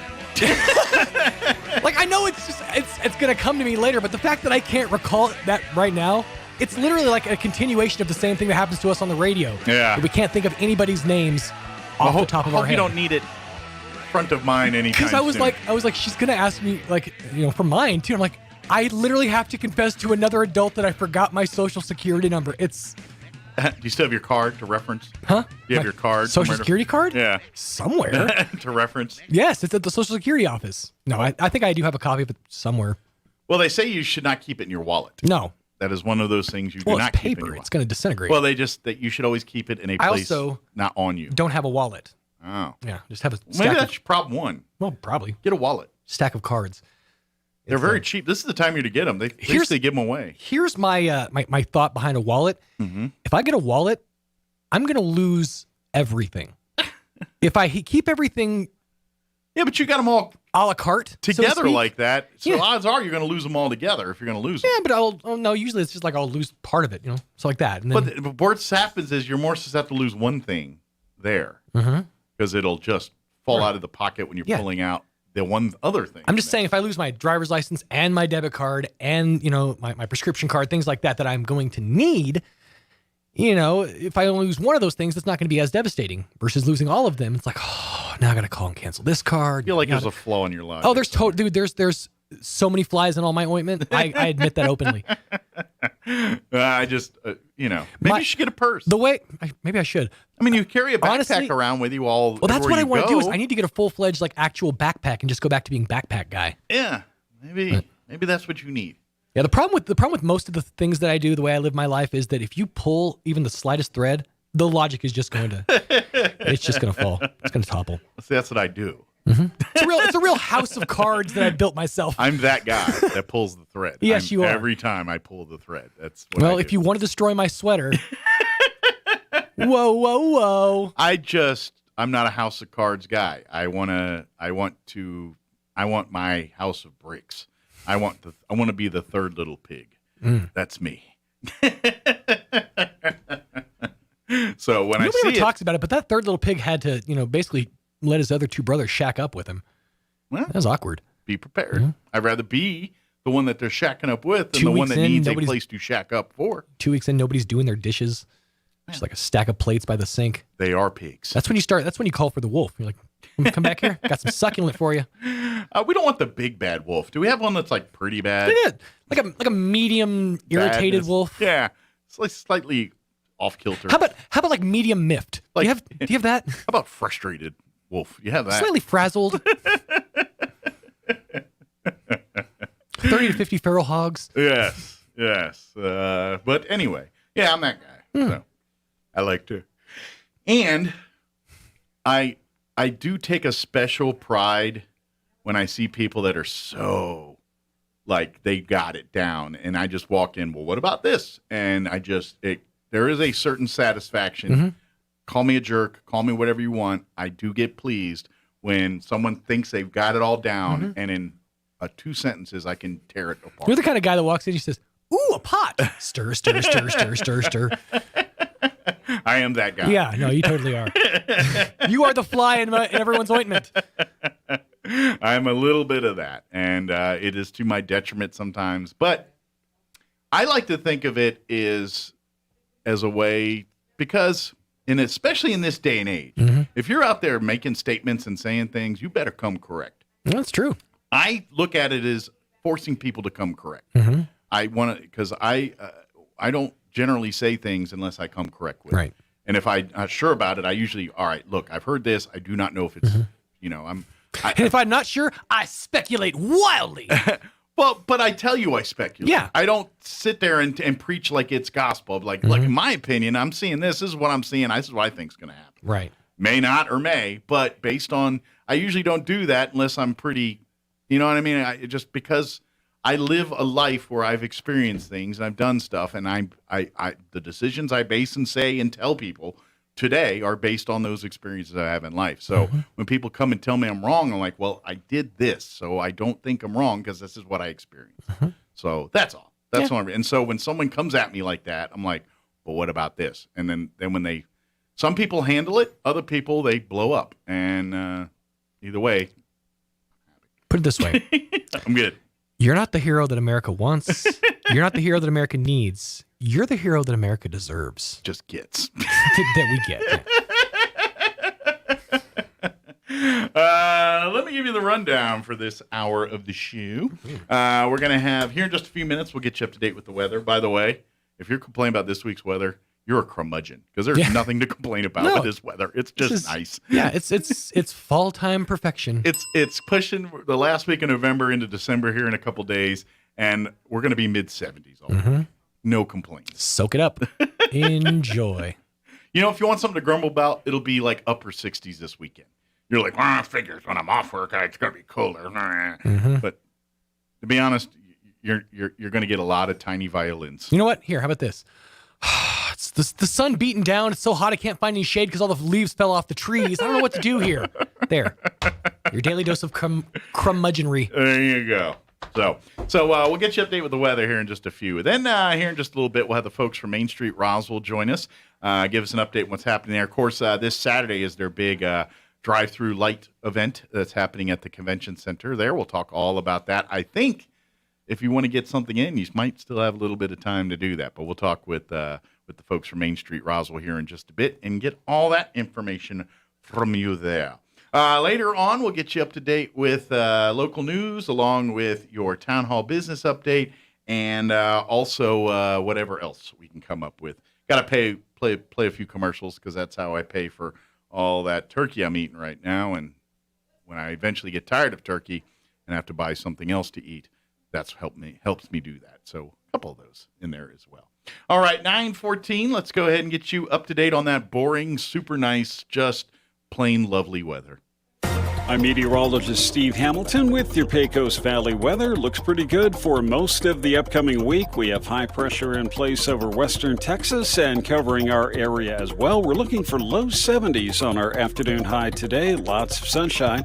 Overnight we'll be down in the mid 30s with clear skies, and then we get sunshine on Tuesday with low to mid 70s. About 70 for the high on Wednesday and sunny. That's your latest forecast. I'm meteorologist Steve Hamilton. Thank you, Steve. Currently, 45 degrees here in Roswell. Humidity is at 49%. Winds are calm at the moment. Here's that awful weather of which I speak. Sunny today, 74. Winds out of the south, 5 to 10. If you hate that, you're going to hate the rest of this week. Clear skies tonight, overnight low of 35. South winds at around 5 miles per hour. Sunny, another awful day for Tuesday. Sunny, high of 73. Winds will be out of the northwest, 5 to 10 miles per hour. The awfulness keeps coming. Wednesday, sunny and 73. Winds out of the south at around 5 miles per hour. Thursday, more awfulness, sunny, high of 72. And then Friday, the worst of them all, sunny and 74. And then if you really want to complain, we're down in the upper 60s this weekend, 68 on Saturday and Sunday. So weather is beautiful all week. If you don't want to go out, you know what? And this might be a little inside baseball, but I caught it anyway, so I'm going to say it. If you don't want to go to Light Parade because it's too cold this weekend, that's on you because it's going to be like 70. You need to move to Hawaii. I just happened to see that on the post. I was looking and reading about it, and I happened to see someone. It's going to be too cold. I'm not going. It's like 70. Oh, really? You need to move to, I don't know, the equator. That's right. That's funny. You're complaining it's too cold. That's funny. Just a thought. Anyway, it's going to be real nice here. All right. It is 16 minutes after 9 o'clock. Let's do this. Let's take a quick 3-minute commercial break, and then the ladies with Main Street Roswell will join us here, and we'll talk all about Saturday and everything else happening with Main Street Roswell. Don't go away. You're listening to Mornings with Mike Winters. OMAD Spa in Roswell is an oasis from the everyday, a relaxing place to escape, featuring the latest in skin and facial treatments, including hydrofacial, IV vitamin replacement therapy, massages, Botox, Dermafrac, and more, including the most advanced platelet-rich plasma treatment in the region. At OMAD Spa, your health and wellness are a top priority and is adding new and exciting treatments every day. Find out more. Call OMAD Spa to make an appointment today, 575-363-3687, or stop by the corner of Country Club in Washington and Roswell. OMAD Spa, an oasis from the everyday. When you think of home health care here in Roswell, what's the first thing that pops into your head? That's right, Frontier Medical. We've been doing it better than anyone else for over 20 years. From in-home nursing to physical therapy and so much more. Doctors and hospitals from Albuquerque to Lubbock and everywhere in between have been trusting their patients to us here at Frontier Medical. So when it's time to make a choice, remember Frontier Medical. 575-627-1112. Frontier Medical. Name to remember. Did you know that companies that offer quality health plans attract more and better skilled employees? So true. Companies that offer good health insurance also keep workers longer and report fewer sick days. Also true. Most importantly, employees with quality health plans enjoy better health, and a healthy company is a happy, more productive company. So, take care of business. Visit us at truehealthnewmexico.com. Good morning, honey. Hey, I have to pick up the kids from school this afternoon. Can you call... A home invasion can happen anytime, even when you're at home. Protect your home and the ones you love with whole home security from Zenith Security. The security experts at Zenith Security can monitor your whole home 24/7. So they're ready whether you're there or not. Call Zenith Security Services LLC at 626-3521. That's 626-3521 and get whole home security with Zenith Security Services LLC. Serving part-time in the Army National Guard has led to a lot of firsts for me. The education assistance I received made it possible for me to be the first person in my family to go to school and graduate debt-free. That education helped get me to the first day at my dream job, a job that I can still hold while I serve part-time. That job, plus the other benefits possible from the Army National Guard, helped me become a first-time homeowner. Also, part of my role as a National Guard soldier means I know that I can be one of the first to respond and help my community if disaster ever strikes. I'm extremely proud that I get to serve my community, and that first step I took by joining the Army National Guard has made all the difference in my life. Talk to your local recruiter or visit NationalGuard.com to find out what firsts are available to you in the Army National Guard. Sponsored by the New Mexico Army National Guard. Aired by the New Mexico Broadcasters Association and this station. Here's a Mornings with Mike Winters fun fact. Ketchup was used as a medicine back in the 1930s. Mike uses ketchup to make friends. He doesn't have a lot of friends. Here's Mike Winters. And good morning. It is 19 minutes after 9 o'clock, and joining us in studio this morning from Main Street, Roswell, Molly Boyles and Juliana Howerson back with us, and Devin Bullock as well. Good morning, ladies. Good morning. Good morning. First off, how's your Thanksgivings? Wonderful. Fantastic. Y'all good time? Yes. Very good. I splashed-cooked the turkey yesterday. Did you? Did it work? We talked about that. Did it work? I cooked it like in an hour and 15 minutes, and it was so easy to carve. Nice. I think I'm going to do that every time. Put on a grill? No, I did it in the oven. In the oven that way? But they say spatchcock it. Well, you cut the backbone out. Right. It's then like you put salt and butterfly. pepper, and then you leave it in the fridge overnight. Oh, wow. And then you leave it out for 30 minutes. Then you bake it, and then, it was so good. Juicy, nice. It was perfect. I never heard of that. That's cool. Nice. She was telling me about this on Saturday, and I was like, huh? I've heard of it before. Yeah. It's like, I recommend it. It's kind of like the same concept when you roast pigs or something. Sometimes you'll butterfly it and then grill it that way. Same. It cooks same faster. principle. Yes. Yeah. Same. Cool. And more easily, I think. Yeah. One of these years I'm going to fry one. Oh, no, my God. I have heard so many horror stories. Well, I've seen enough people screw it up that I think I can do it right. I think, just make sure it's dry. Right. Yeah, dry. Right. Yeah. And I've heard do a test run, like fill water to a level, then put the turkey you're going to fry, and see where the oil. That way you don't overfill it with oil. That's smart. And then you know, okay, that's the right level to put the oil. Burn the house down. Yeah. So I think between these tips, I can put a delicious turkey, not burn down half. Well, let's hope. Or upset my wife. Whichever comes first. Let's hope your insurance person isn't listening in, just in case. That's right. Next year. I'm doing it in the neighbors. Well, now that we're all done eating turkey and talking about Thanksgiving, we all turn our attention to Christmas, obviously, in the Christmas season. And it's fast and furious. We're going around this Saturday. Believe it or not, it's December 1st is like a couple days away. Yeah. We're into December here this week. So this Saturday is the new version, I guess you could say, of the Christmas Light Parade for 2021. This one, the parade kind of comes to you. So, I mean, you got to go to it. Right. But from there, you move, not the parade. Right. There we go. Static display. And other communities have tried it, and it worked really well for them. And with everything that's going on, we have to plan months in advance. People are like, well, why'd you do it this way? The other places had parades. We're like, yeah, but we're part of the New Mexico Economic Development Department. If the governor shuts the state down, we're required to shut down. Gotcha. So we had to come up with a different plan. This eliminates that possibility to do that. Because people stay in their cars. Yeah. But it also creates another wrinkle that maybe you couldn't do in a parade.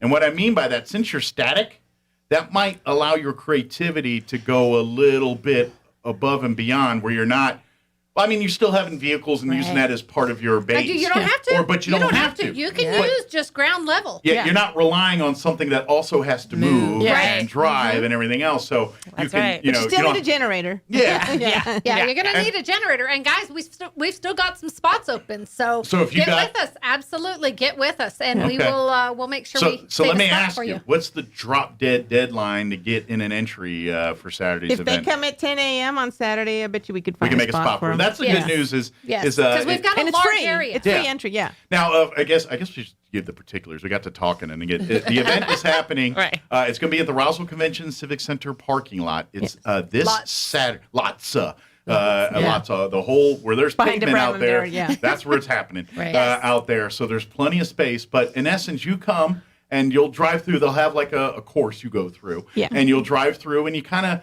think of the the Albuquerque Festival of Lights thing they do, where you drive through the park and see all the cool.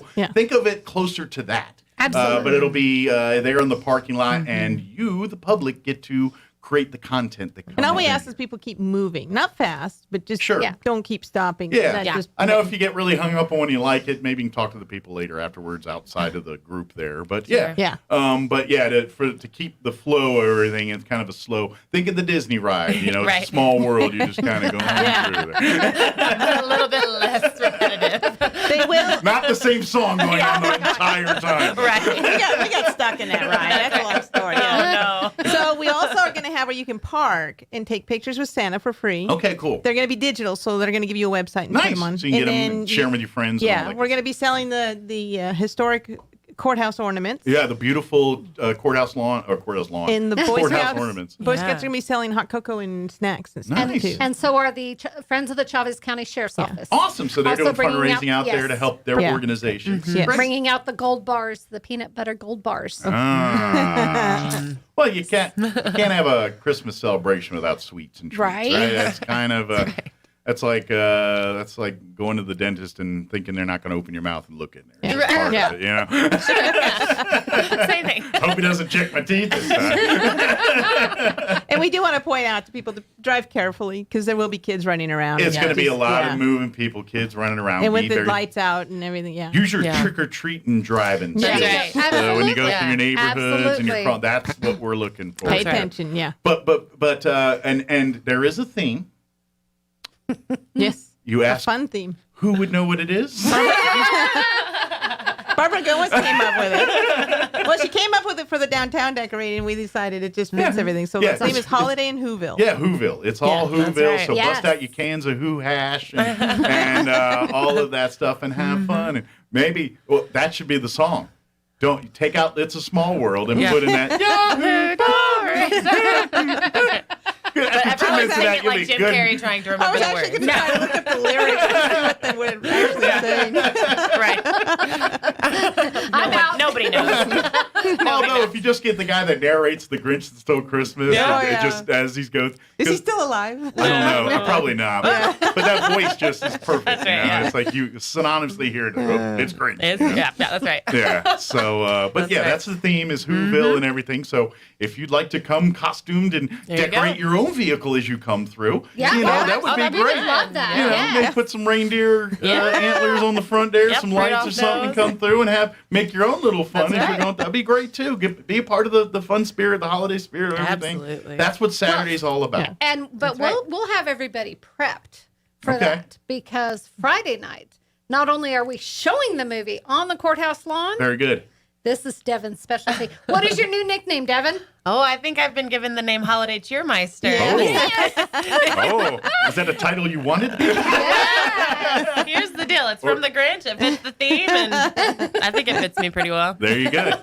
Very good. Right. So, and when are they showing the movie again? Well, it's going to be after she does the tree lighting. Okay. So it's a community tree lighting. Gotcha. It's about 7 o'clock. Mm-hmm. Okay. And that's Friday night. That's Friday night. And then you said the weather's going to be gorgeous. Friday. Yes. Yeah. Like I said, it's going to be 70s all week. So. She's planned this whole thing with community because it just brings the nostalgia, the whole community coming out for the tree lighting. Right. Well, it's like tradition. Yeah. Because obviously the world we live in is a little different, even though we're we're whatever you want to call it. We're not in pandemic. I don't know what we're in. But anyway, whatever that is, it's different than how it normally is. Mm-hmm. Right. And we have to comply. And some certain things that are tradition, kind of that put a little bit of a damper on that. Mm-hmm. So we can keep those elements. And that's where the tree lighting is and coming out and being a part of that moment, bring the kids out. Absolutely. Because to me, that's kind of like your official starters for the kids. Yeah. They've been hollering about Christmas and stuff, and you're like, now you're like, all right, now it's time. Yeah, that's right. That list you've been hammering me with for the last 6 months, now you can give me the list. Now we can That's do right. You know what I mean? Yes. This is that time. It is. So that's like your starter pistol for the Christmas season. That's for good. I like that. So, Yeah, that's good. So come on out, bring the family, come for the tree lighting, come out. And, 6 and o'clock enjoy Friday. We got a concert on the courthouse lawn Very with good. some local young people singing, which will be Beautiful great. music. Yeah, It'll be really good. Santa will make an appearance that night too to kick off the season. Excellent. Now, can they get pictures of Santa Friday night too, or just Saturday? not with Friday, just Saturday. Just Saturday. So if you want pictures of Santa and all that, it'll be Saturday. Friday night Santa, he's just bringing the magic for the tree. Yeah, he's seen but not heard. There you go. Yeah. And the Boy Scouts will be there again for the movie. And people are welcome to bring their own. They need to bring chairs. Yeah, obviously. Bring a blanket or a lawn chair or something. And they can on. bring their own snacks. But the Boy Scouts and the Friends of the We'll have cocoa and some snacks and they'll things. be there again. Although. You might have to get a couple cold beverages if it's going to be like 70 degrees that day. That's true. My chocolate milk go with the cocoa. The other thing that I definitely wanted to let people know about, there will be a booth at the courthouse as well for Lighthouse Foster and Adopt. Okay. We will be taking donations, and there will also be some information, like packets and stuff if people don't know what they do. Great organization. And they are just this season, they're just asking for diapers and wipes of any size. That is what they need. And they then really need coats, supplies. Yeah, coats and hats and gloves. Those are kind of their main things. And then obviously, if you want to get more involved in the program, talk to some of the volunteers there. They would be happy to invite you to a chair and sit down and let's get some. See, and that's perfect for the kids, you know, to teach them to give back to the community. So you get the kids out there and bring some diapers or bring some baby that'd be great. Infant items, things like that. Yes. That would be perfect. It'd be so great. Yeah, and I always say that with everybody in our community. I don't care what your passion is, find that and do it. You know, if we got a town of, I'm just going to say 50,000. I know census tells us different and all that, but we all know that we're there. We're there. We got 50,000. That's right. Okay, we'll say half of those are kids. So it's 25,000 adults. I'm just making up numbers. I have no idea what they really are. But just say there's 25,000 able-bodied adults in this community. Mm-hmm.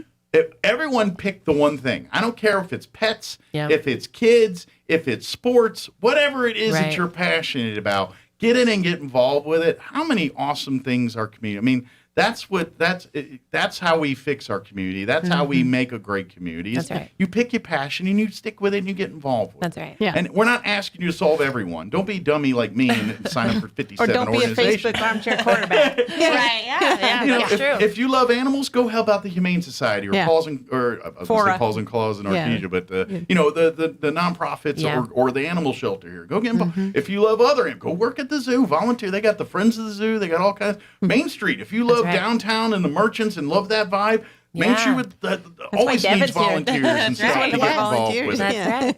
That's how we make our community awesome. And so coming out to events like this and having fun and celebration, and then accidentally learning about other great things in our community, that's all part of that. Yeah. Too.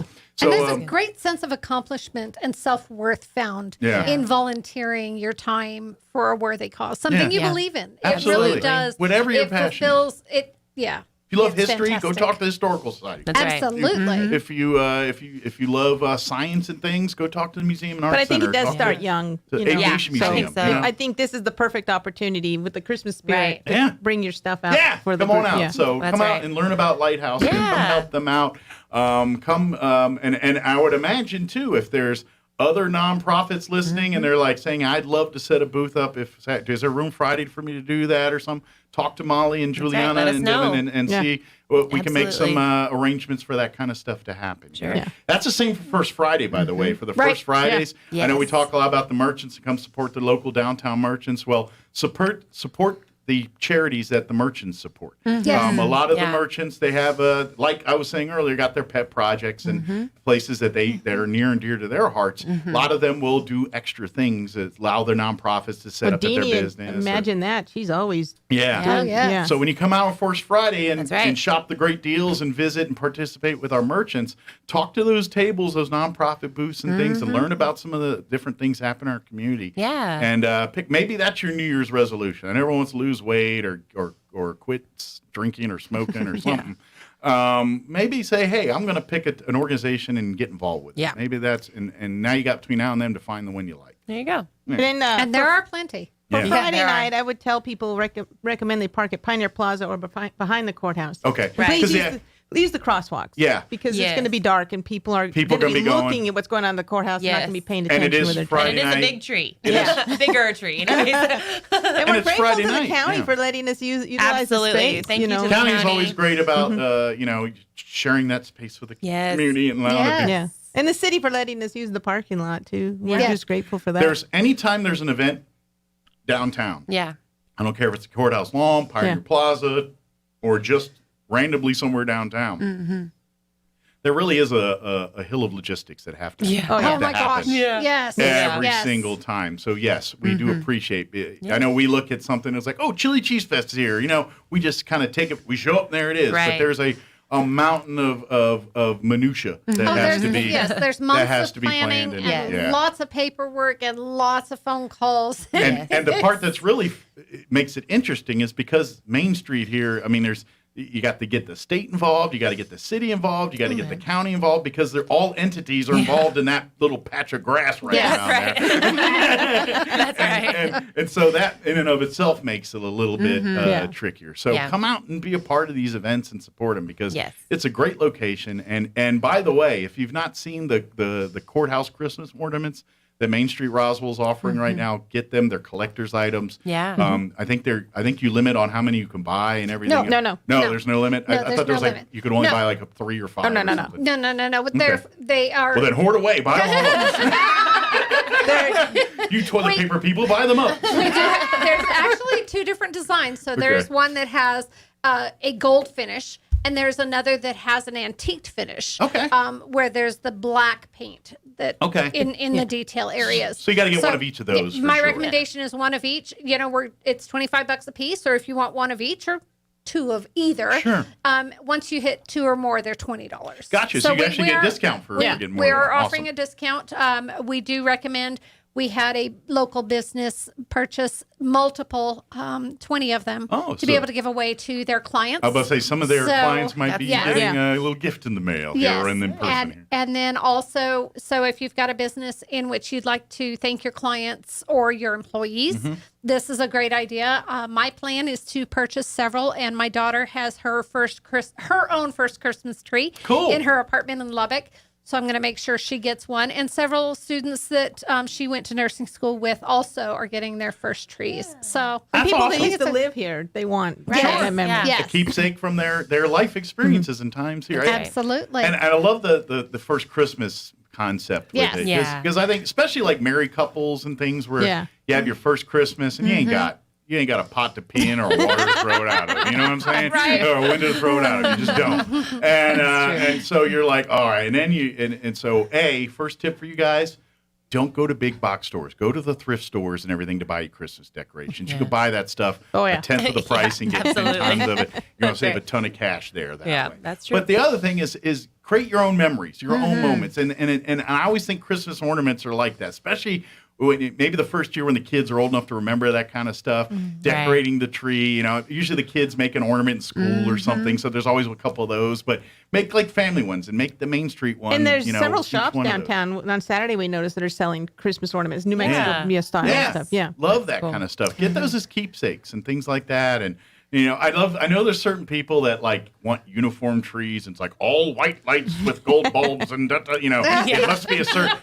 We've never I've had always one of said- those. Me either. I always thought the best were the hodgepodge. Yeah. 20 years of 'Cause there's collecting memories ornaments. I know I have way too many ornaments. There's a string I of wouldn't lights. be able to make a match. Yeah, there's always that one string of lights that's 20 years old, and then there's some new ones in there. Fire I mean, it's kind of Yeah, the flicker in and out. Yeah. Oh, yeah, no, it's supposed to do that. Yeah. Just don't touch that open wire there. to me, that's Christmas, and that's Yeah. a Christmas That's right. tree. And I think the Main Street Roswell ornaments will start those traditions. Sure, together. yeah. So please get one while you're out this weekend. And we'll have them Friday and Saturday night. Yes. Or you can, if you can't wait till then, get them online at mainstreetroswell.org. You can go to the website and order them that way. And all the information for the light parade's there, and the tree decorating, and the that- movie, and And that might be the smart move online if you want to send them out to like family out of town and things. You can probably order them through they there? can order them through PayPal, and if they get them out of town, we can ship them. And you can ship them. Yeah. Cool. So if you want to, because I know that move too. And you're like,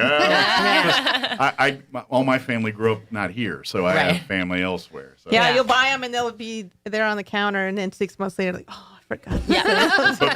My only warning is if you're buying it for a household that is multiple people and you worry that they're going to get like bummed, like, why didn't I get one and they got one? Buy multiple. That way you got everybody covered. That's right. It's like when you buy Christmas gifts for like a family's got 2 kids and you get one toy and you're like, oh, this is cool, but the other sibling's a little younger, a little older, and wouldn't appreciate it. But you're like, screw it, get them anyway because that'll stop the fights in the house. Yeah. This is one of those kind of things.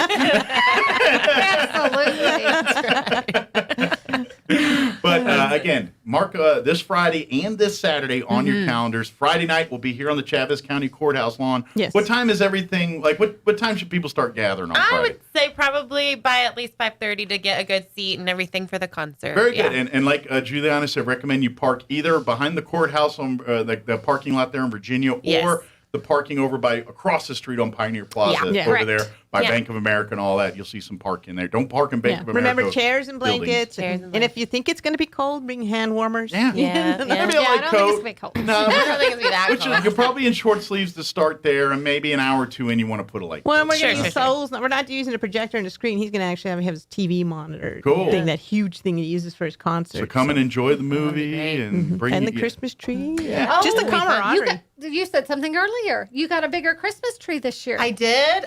Yeah, it's 14 feet, which I mean, I'm ready to go all the way up to 20, 30. Any donors that want to help get us there, but it is bigger this year. Okay. And we did have lights donated by J&G Electric for that Nice. tree, which is great. So we want to thank them. They're pretty for good that. with lights and stuff. Yeah. J&G. They're They pretty kind of know what good they're at doing. That whole electric thing. Absolutely. I gotta know, how does one go on a quest to find a 14-foot tree? Well, I want to know that adventure. Let me tell you, I completely came by accident. If I'm being completely honest, I was at an event at a church in another town and saw it in their gym, and they were trying to get rid of it. You want that? Can I have it? I'll take it. So they were trying to get rid of it. You were right place, right they time. didn't need it anymore. It was very good timing. Yeah. So is it a tree or is it like an artificial tree? No. Oh no, it's an artificial tree. Okay, because I was about to say, I was like, no. how live is this tree? It is artificial. Right. It is. I When didn't know are you if going to they start putting it up? We're putting it up Thursday night. The local firefighters are helping with that. cool. They've volunteered to do that, we're really thankful for that. because they got the ladders. Yeah. You need bigger ladders with a 14-foot tree. Put the ladders with the truck on the courthouse lawn. No, I know. actually, man, these guys are great. We practiced and they got it up there without a ladder. Well, they're gonna have to pull a move like they did with the Kiwanis and the ball drop they do at the golf course. That's right. Because they'll take the ladder because they can't drive on the golf course. Yeah, they put it over. So they stretch that ladder way out to hang over and then drop it. That's right. And we can do a move like that. Maybe. Kind of like when they have to do some craning on Fifth Street over here. Oh goodness. And I was actually going to bring up the crane because I do have you beat, Devin. So, Okay. So we have a 200-foot tree coming out for Saturday. Oh my goodness. So It just kind of shadowed your 14 jobber. That's pretty cool. This one Now we're is getting not into a Griswold tree. This is going to be the tree made of strings of lights. Oh, but that'll be custom so construction pretty. is bringing It'll be a sight out to see. So it's going to be awesome. Good. They're So bringing great. out their crane and they're going to take it all the way to the top and drop those strands down and hook them to their big rigs sitting at the bottom. Oh, So And make it the tree. Oh my gosh, it's going to be about 80 feet, at least 80 feet wide at the bottom. That's cool. So nice. it's going to be massive, and it's going to draw a lot of attention. Sure. So for sure on Saturday, you're going to want to make. That's right. I think you're going to be able to see that from a little ways around. I think so. They actually had to get cool. permission from the airport. They had to double check with the airport. Is that right? It's right. that tall. Messes with flight It's patterns that tall and things. that Nice. they had to make sure that they were going to be okay with the FAA. Wow. Yeah, I didn't want to deal with the airport, so I Just like when Shaquille O'Neal comes to town. What's funny is when she texted me, I said, airport, they're going to have to contact the airport. She goes, oh, yeah, they already have. That's pretty cool. Yeah, I figured they would. Yeah. I'm sure some guy was sitting in the tower. What's going on over there? exactly. Well, it's got a 33-foot star on it. Ooh. Can you imagine a star that is 33 feet tall? That's like, we're talking That's 3 stories. We're talking like Times Square ball drop size. Yeah. This is going to be massive. This great. is going to be This is massive. going to be so That's cool. cool. Now, when is that supposed to start? That's Saturday during our light tour. That's cool. Yeah. Well, That's super cool. and I'll tell folks if you're new to this area, or this is kind of, I'm telling you, the Main Street downtown area, this is the time of year. It's my favorite time because right about now they start, the lights get turned on, and then all the light posts and the trees and everything gets lit. And Did you see our new hats? Oh, the hats are so cute. And we use candy cane ribbon. Yes. And I do have to make a point. Everyone always asks, why can't you leave them up year round? We can't do that because they grow into the trees, and then it's bad the power lines are straight across. We can't do that for a length of time. Yeah. So we would love to, but it's not. In theory, I would love to look at that all year long. Yeah. It would be at night. But it makes it more pretty. special because Yeah. it's It's like a festive. And we leave them up through Valentine's. So if you're looking It's for a good family season. photos, this is a great place to get family photos done. There was a beautiful proposal done downtown last weekend, I believe it was. Assuming they said yes. Yeah. Apparently, yes. Good. He has a video and everything. We shared it on our page. Yes. So it is gorgeous downtown. If you're looking for a place to do those family photos or a special event, it's a great idea. A lot of great places down here, and of course, support our local merchants. They're going to be having a lot of fun this we just had small business Saturday. Season. That's right. And the voting. For your window displays. I still have 2 more stores. I took pictures Saturday. This is time. Now's the time to pick your favorites and do all the stuff. Yeah, because all the businesses are decorating like Whoville. Not all of them, but there's several of them. Keeping the Whoville theme going. Yeah. It's a competition. It so is. it has gotten, it's already. We're really into it. At least one store has thrown down the gauntlet, I'm just saying. Go to mainstreetroswell.org and look through those pictures. And no, they're not on the website. They're on Facebook. I'm sorry, on Facebook. The Main Street Roswell Facebook sorry. page. You're right. The Facebook page. Sorry. They and vote, but make sure you vote on the Facebook page. Yeah, you have to vote from the from the Main Street on the Facebook page, because many of the businesses, of course, are sharing their posts. Yeah, and your votes won't count there because we don't see them. You have to go back to the original post on the Main Street page so that we can count them, and the top 5 winners are all going to get some cash. Nice. And I know that last year, at least one business used that cash to spoil some of our first responders. Oh, that's nice. They used their winnings to have very cool. Coffee and donuts for the first responders. That's pretty cool. Check that out. Guys, we would really like, and these businesses have taken a lot of time and really done it up. It's Getting the spirit of the Christmas. Oh, it's beautiful. Well, I'm telling you, it's hard to get in the Christmas spirit when it doesn't look like it's the Christmas.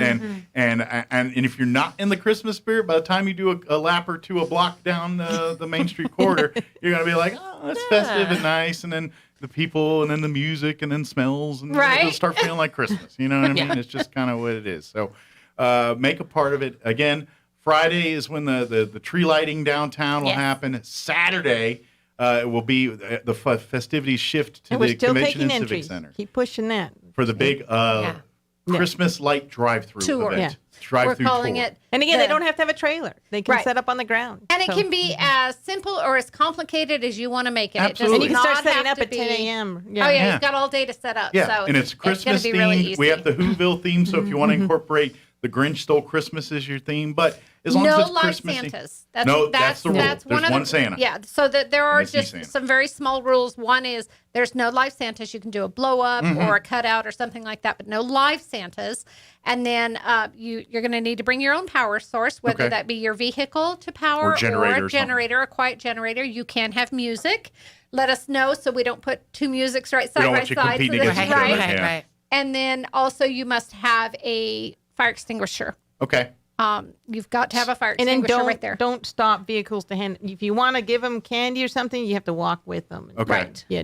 No stopping. So be careful. Be safe. And obviously, for everyone, the people with entries, the people that are going through, please safely go through slow. It's a drive-through event, but there's going to be kids running around. Right. There's going to be lots of people. There's going to be lots of distractions. You know how kids are with distractions. They're not always paying attention. They're going to run right out in the middle of things because that's what kids do. Right. So be aware of that. This is why you're the adult and they're the kid. That's right. You've been living on this earth long enough to know not to run in front of cars. The kids get excited. They do. They just get excited. So do adults, but I get it. But, you don't see us on Main Street developed. when we're putting up the lights. Yeah, We walk in stepped traffic with we the stepped ladder. out in front of traffic. Yeah. Well, the ladder we have is 12 feet. Do as I say, not as I do. Right. I'm a trained professional. Please move along.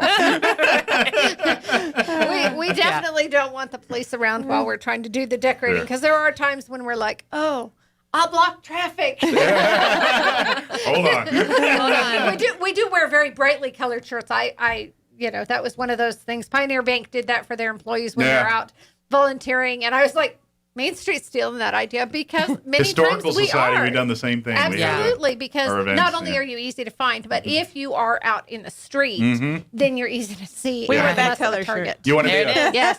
Well, that's the Historical Society. That's the same one. That's the one right there. Yeah. But maybe you see you. Yeah. You're not You're a human traffic. If you get hit by a car. Absolutely. Yeah, I work there like, I hate that color. I'm like, well, if you're picking up trash on the highway, they're not going to miss you. Yeah, it's either that or orange. Perfect for safety, awful for fashion. Right. You might offer the orange to some people. Do some of them in that orange. There's a whole color. community that would love you for that one down south there. Good point. I hadn't thought about that. Yeah. It'd be big. Just don't wear it on Friday. Yeah, don't wear it. Although football season's over. But now we're getting into basketball. But folks. See, I was thinking the detention center. Oh yeah. I went a little farther south. I was thinking of Artesia. I was thinking jumpsuits. I was thinking Artesia High School. Jumpsuits too, though. Well, if you got an orange onesie, people are gonna look at you a little different. I'm not community service. I promise. Off the rails we go. That's about 10 times a day of this show. That's good.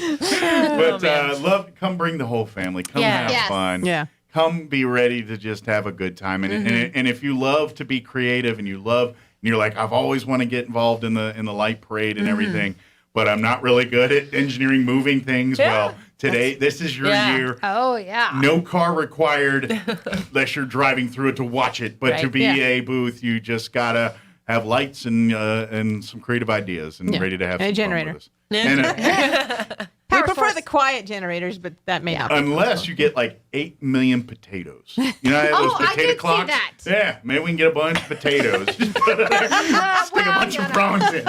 See what we get. Good plan. That'll be quiet. That'll be real quiet. Got a feeling there'll be a lot of people bumping into things. It's going to be very dark. I forgot to ask, what time does everything get underway on Saturday? Saturday, the tour is from 6 until 10. Okay, so I figure it'd be good dark because the light part doesn't work. Well, at this point, people are asking, they would enter in the southeast side of the parking lot. But we're still working on the logistics. The logistics are... Trust me, when you get there, there'll be signs telling you exactly where to go. And the Mountain Patrol's volunteering to help. The Sheriff's Department, Travis County Search and Rescue, Sheriff's Department, they're all volunteering to help. Yeah, they're all, once again, the same awesome people that help out on these. They're going to be out there helping people that need folks trouble navigating or anything going on like that. Keep the flow. Yeah. And talking about that time period, that's another advantage to doing it this way. We have in the past, of course, had people complain about the parade because the street gets really packed and you can't always see because there's too many people standing in front of you. You got to pick up the kids and so they can see over the adults in front of them. Because this is a 4-hour event, you can go early if you want to get the kids to bed early, or you can go a little bit later. It's not your whole night. You don't want it to be. But you got a 4-hour time slot to go in and do that tour instead of just the 20 minutes of, you got to get there 2 hours early to get a good spot. And you 20 just minutes wait of light parade. 20 minutes of light parade, and then you got to figure out how to get out of there. So we are hoping that this is going to be easier for people. It is going to be more enjoyable for people. And there's safety concerns because in the past, oh my gosh, when it's dark and you especially, so a couple of years ago, we were pulling vehicles in off of 4th Street to hit Main to go north, right? We had these huge 18-wheelers, big old, long trailers. And I would have to back everybody up out of that the turn radius, in that intersection. And as soon as that truck would get out of the way, everybody crowd back into the intersection. I'd have to back them up. And I was like, oh my gosh. And you got little kids. Like, and you always get the people that throw the candy that are not supposed to, and it's dark and kids run out there. Yeah. Well, everyone's afraid you're going to take their good spot. And so they're holding on to it like it's their last, it's the hill they're dying on. And it can be really kind of scary for those that are organizing. All that's gone this time. This time we are hoping that because it's a longer period of time, there's going to be more people that are going to get the opportunity to enjoy it, and it's going to be safer for everybody involved. I think this brings the fun of another Christmas tradition that I know a lot of families have, and I think a lot, myself included, is you always have that weekend, usually it's a little closer to Christmas, where you go out and drive around town, drive out and see the Christmas light. That's what this event Saturday night's like. It's like that. Yeah. So if you get there first, early, say 6 o'clock or whatever, and you're driving through and going through, maybe that's your precursor. You go through it, and then when you're done there, then you just keep on going around town and looking at more lights and things, or vice versa. Yep. It's a little busy right now. I'm going to go look again. Go through again. Yeah, it's like, doesn't cost any money. Let me see it again. Yeah. It's free. It's everything. Right. It's There's really no charge. There's no charge to enter. There's no charge to come and enjoy it. And here's the other thing: guaranteed not to have a disappointing street. Because sometimes you do the light thing and you're going down, you're like, where all lights go? They're not. They're guaranteed to be. They ain't disappearing. It looked like it was right over here, but now I'm here. Maybe it's over there. That is right. Yeah, we all done that game. Yeah. So yes. these are not, you Just don't have to follow go on the a big scavenger hunt. They guide you through and you see the right. lights and all that cool stuff. And again, folks, if you want to participate, don't wait till Saturday morning, but please reach out. Start putting together your display. Yeah. It can just be blow-ups if you want to come out and just do blow-ups and have, and I did hear somebody said that the Grinch, they overheard the Grinch talking and that he might be showing up. And I'll be honest, I'm a little worried he's going to go try to steal a few things. He's a bit of a saboteur. Yeah. He likes to ruin things, so. I overheard a watch out for conversation him. where people were talking that the Grinch had said he might be showing up. And if he shows up, he's liable to be trying to, Yes. So everybody keep your eyes open. That's right. If the Grinch is there, let's hoop and holler at him and try to get him out of the way. That's right. Report him. Absolutely. We need to know. What movie's that? Boo this man. Boo him. I can't remember what movie that's from. That's Do that. So we'll see. We'll see if those rumors are true. All right. Be on the lookout for a guy who, I don't know. Green. He wears a coat but no pants. There's something wrong with that guy already. Definitely report him.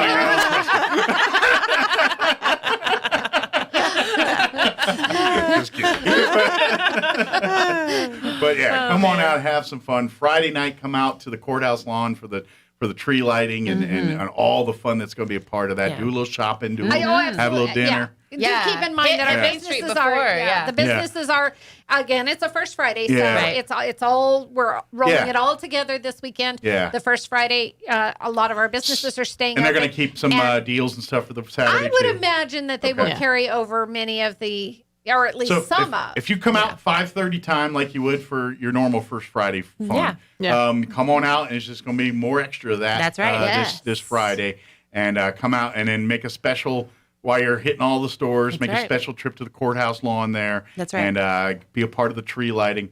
Telling you, get the Christmas. Once you see them in person, I mean, we're talking about them, and it really doesn't do it justice. You kind of got to see it for yourself. Because once you see it, oh, that's beautiful. Yeah. It's classy.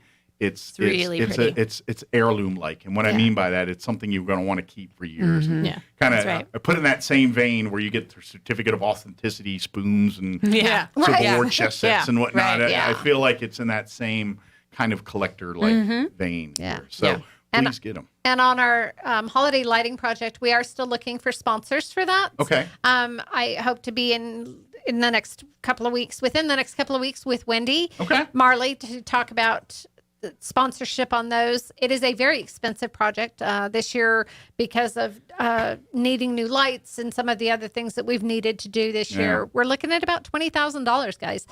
A lot of people don't realize how much it costs to put them up and take them down and replace lights and all of those things. And if you go down now, you'll see sponsor signs on the trees. Awesome. Yes. We want to thank everyone who sponsored. Thank you. Those folks do that. You know, we've had some great sponsors in the past, and we'll have here. And Excel Energy and Culligan are our largest. Yeah, they every year in, year out, those two entities are there always being a part of it. Yeah, they're wonderful. Yeah.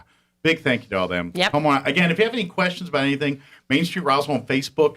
There, don't forget to vote for your favorite window displays while you're there. Right. MainStreetRoswell.org has a wealth of information, including entry forms for First Fridays in the future and everything if you want to be a part of that too. Yeah. And then if you have any questions about Friday or Saturday, again, you'll find them there on the First Friday or on the Main Street Roswell Facebook page. We recommend follow us on Facebook mostly because that's where we do most of our updated posts. Yeah, and Juliana's, when she's not volunteering at 37 Things and works for Pioneer Bank, she's a photographer and puts a lot of great media up there about our community through Main Street there. Yes. So you've got a plethora of things to watch and check out. That's right. Good deal. Did we get it all? I think so. Thank you so much for having us. Anytime. We look forward to it. We'll see you all this weekend, and we'll get you on here as we got more stuff to talk about. Absolutely. That's right. Thank you. Anytime. It is 9:58. Let's do a quick break before they kick me off the radio. Don't go away. Did you know that most burglaries occur during the day? Why, you ask? Most of us are at work, leaving the burglar to go unnoticed. Did you know the average loss from a home burglary is over $2,200? Not including one's loss of emotional security in their own home. Avoid being a burglar's target market and get a monitored security system from Zenith Security Services, all for around $1 a day. Wouldn't you agree that an ounce of prevention is worth a pound of cure? Call Zenith Security Services today, 626-3521. Having trouble keeping up with the conversation? Here on Earth Hearing Center can help. Here on Earth is locally owned and operated and have been serving Southeast New Mexico since 1955. Let their experience help you with a free hearing assessment. If you do need a hearing device, they will guide you through every step of the process. They accept all types of insurance, including Medicaid, and all of their devices are made right here in the USA. Call and schedule your appointment today, 575-622-0375, or come by 2800 North Main, Suite 2, across from Target in Roswell. Here on Earth Hearing Center, get back in the conversation.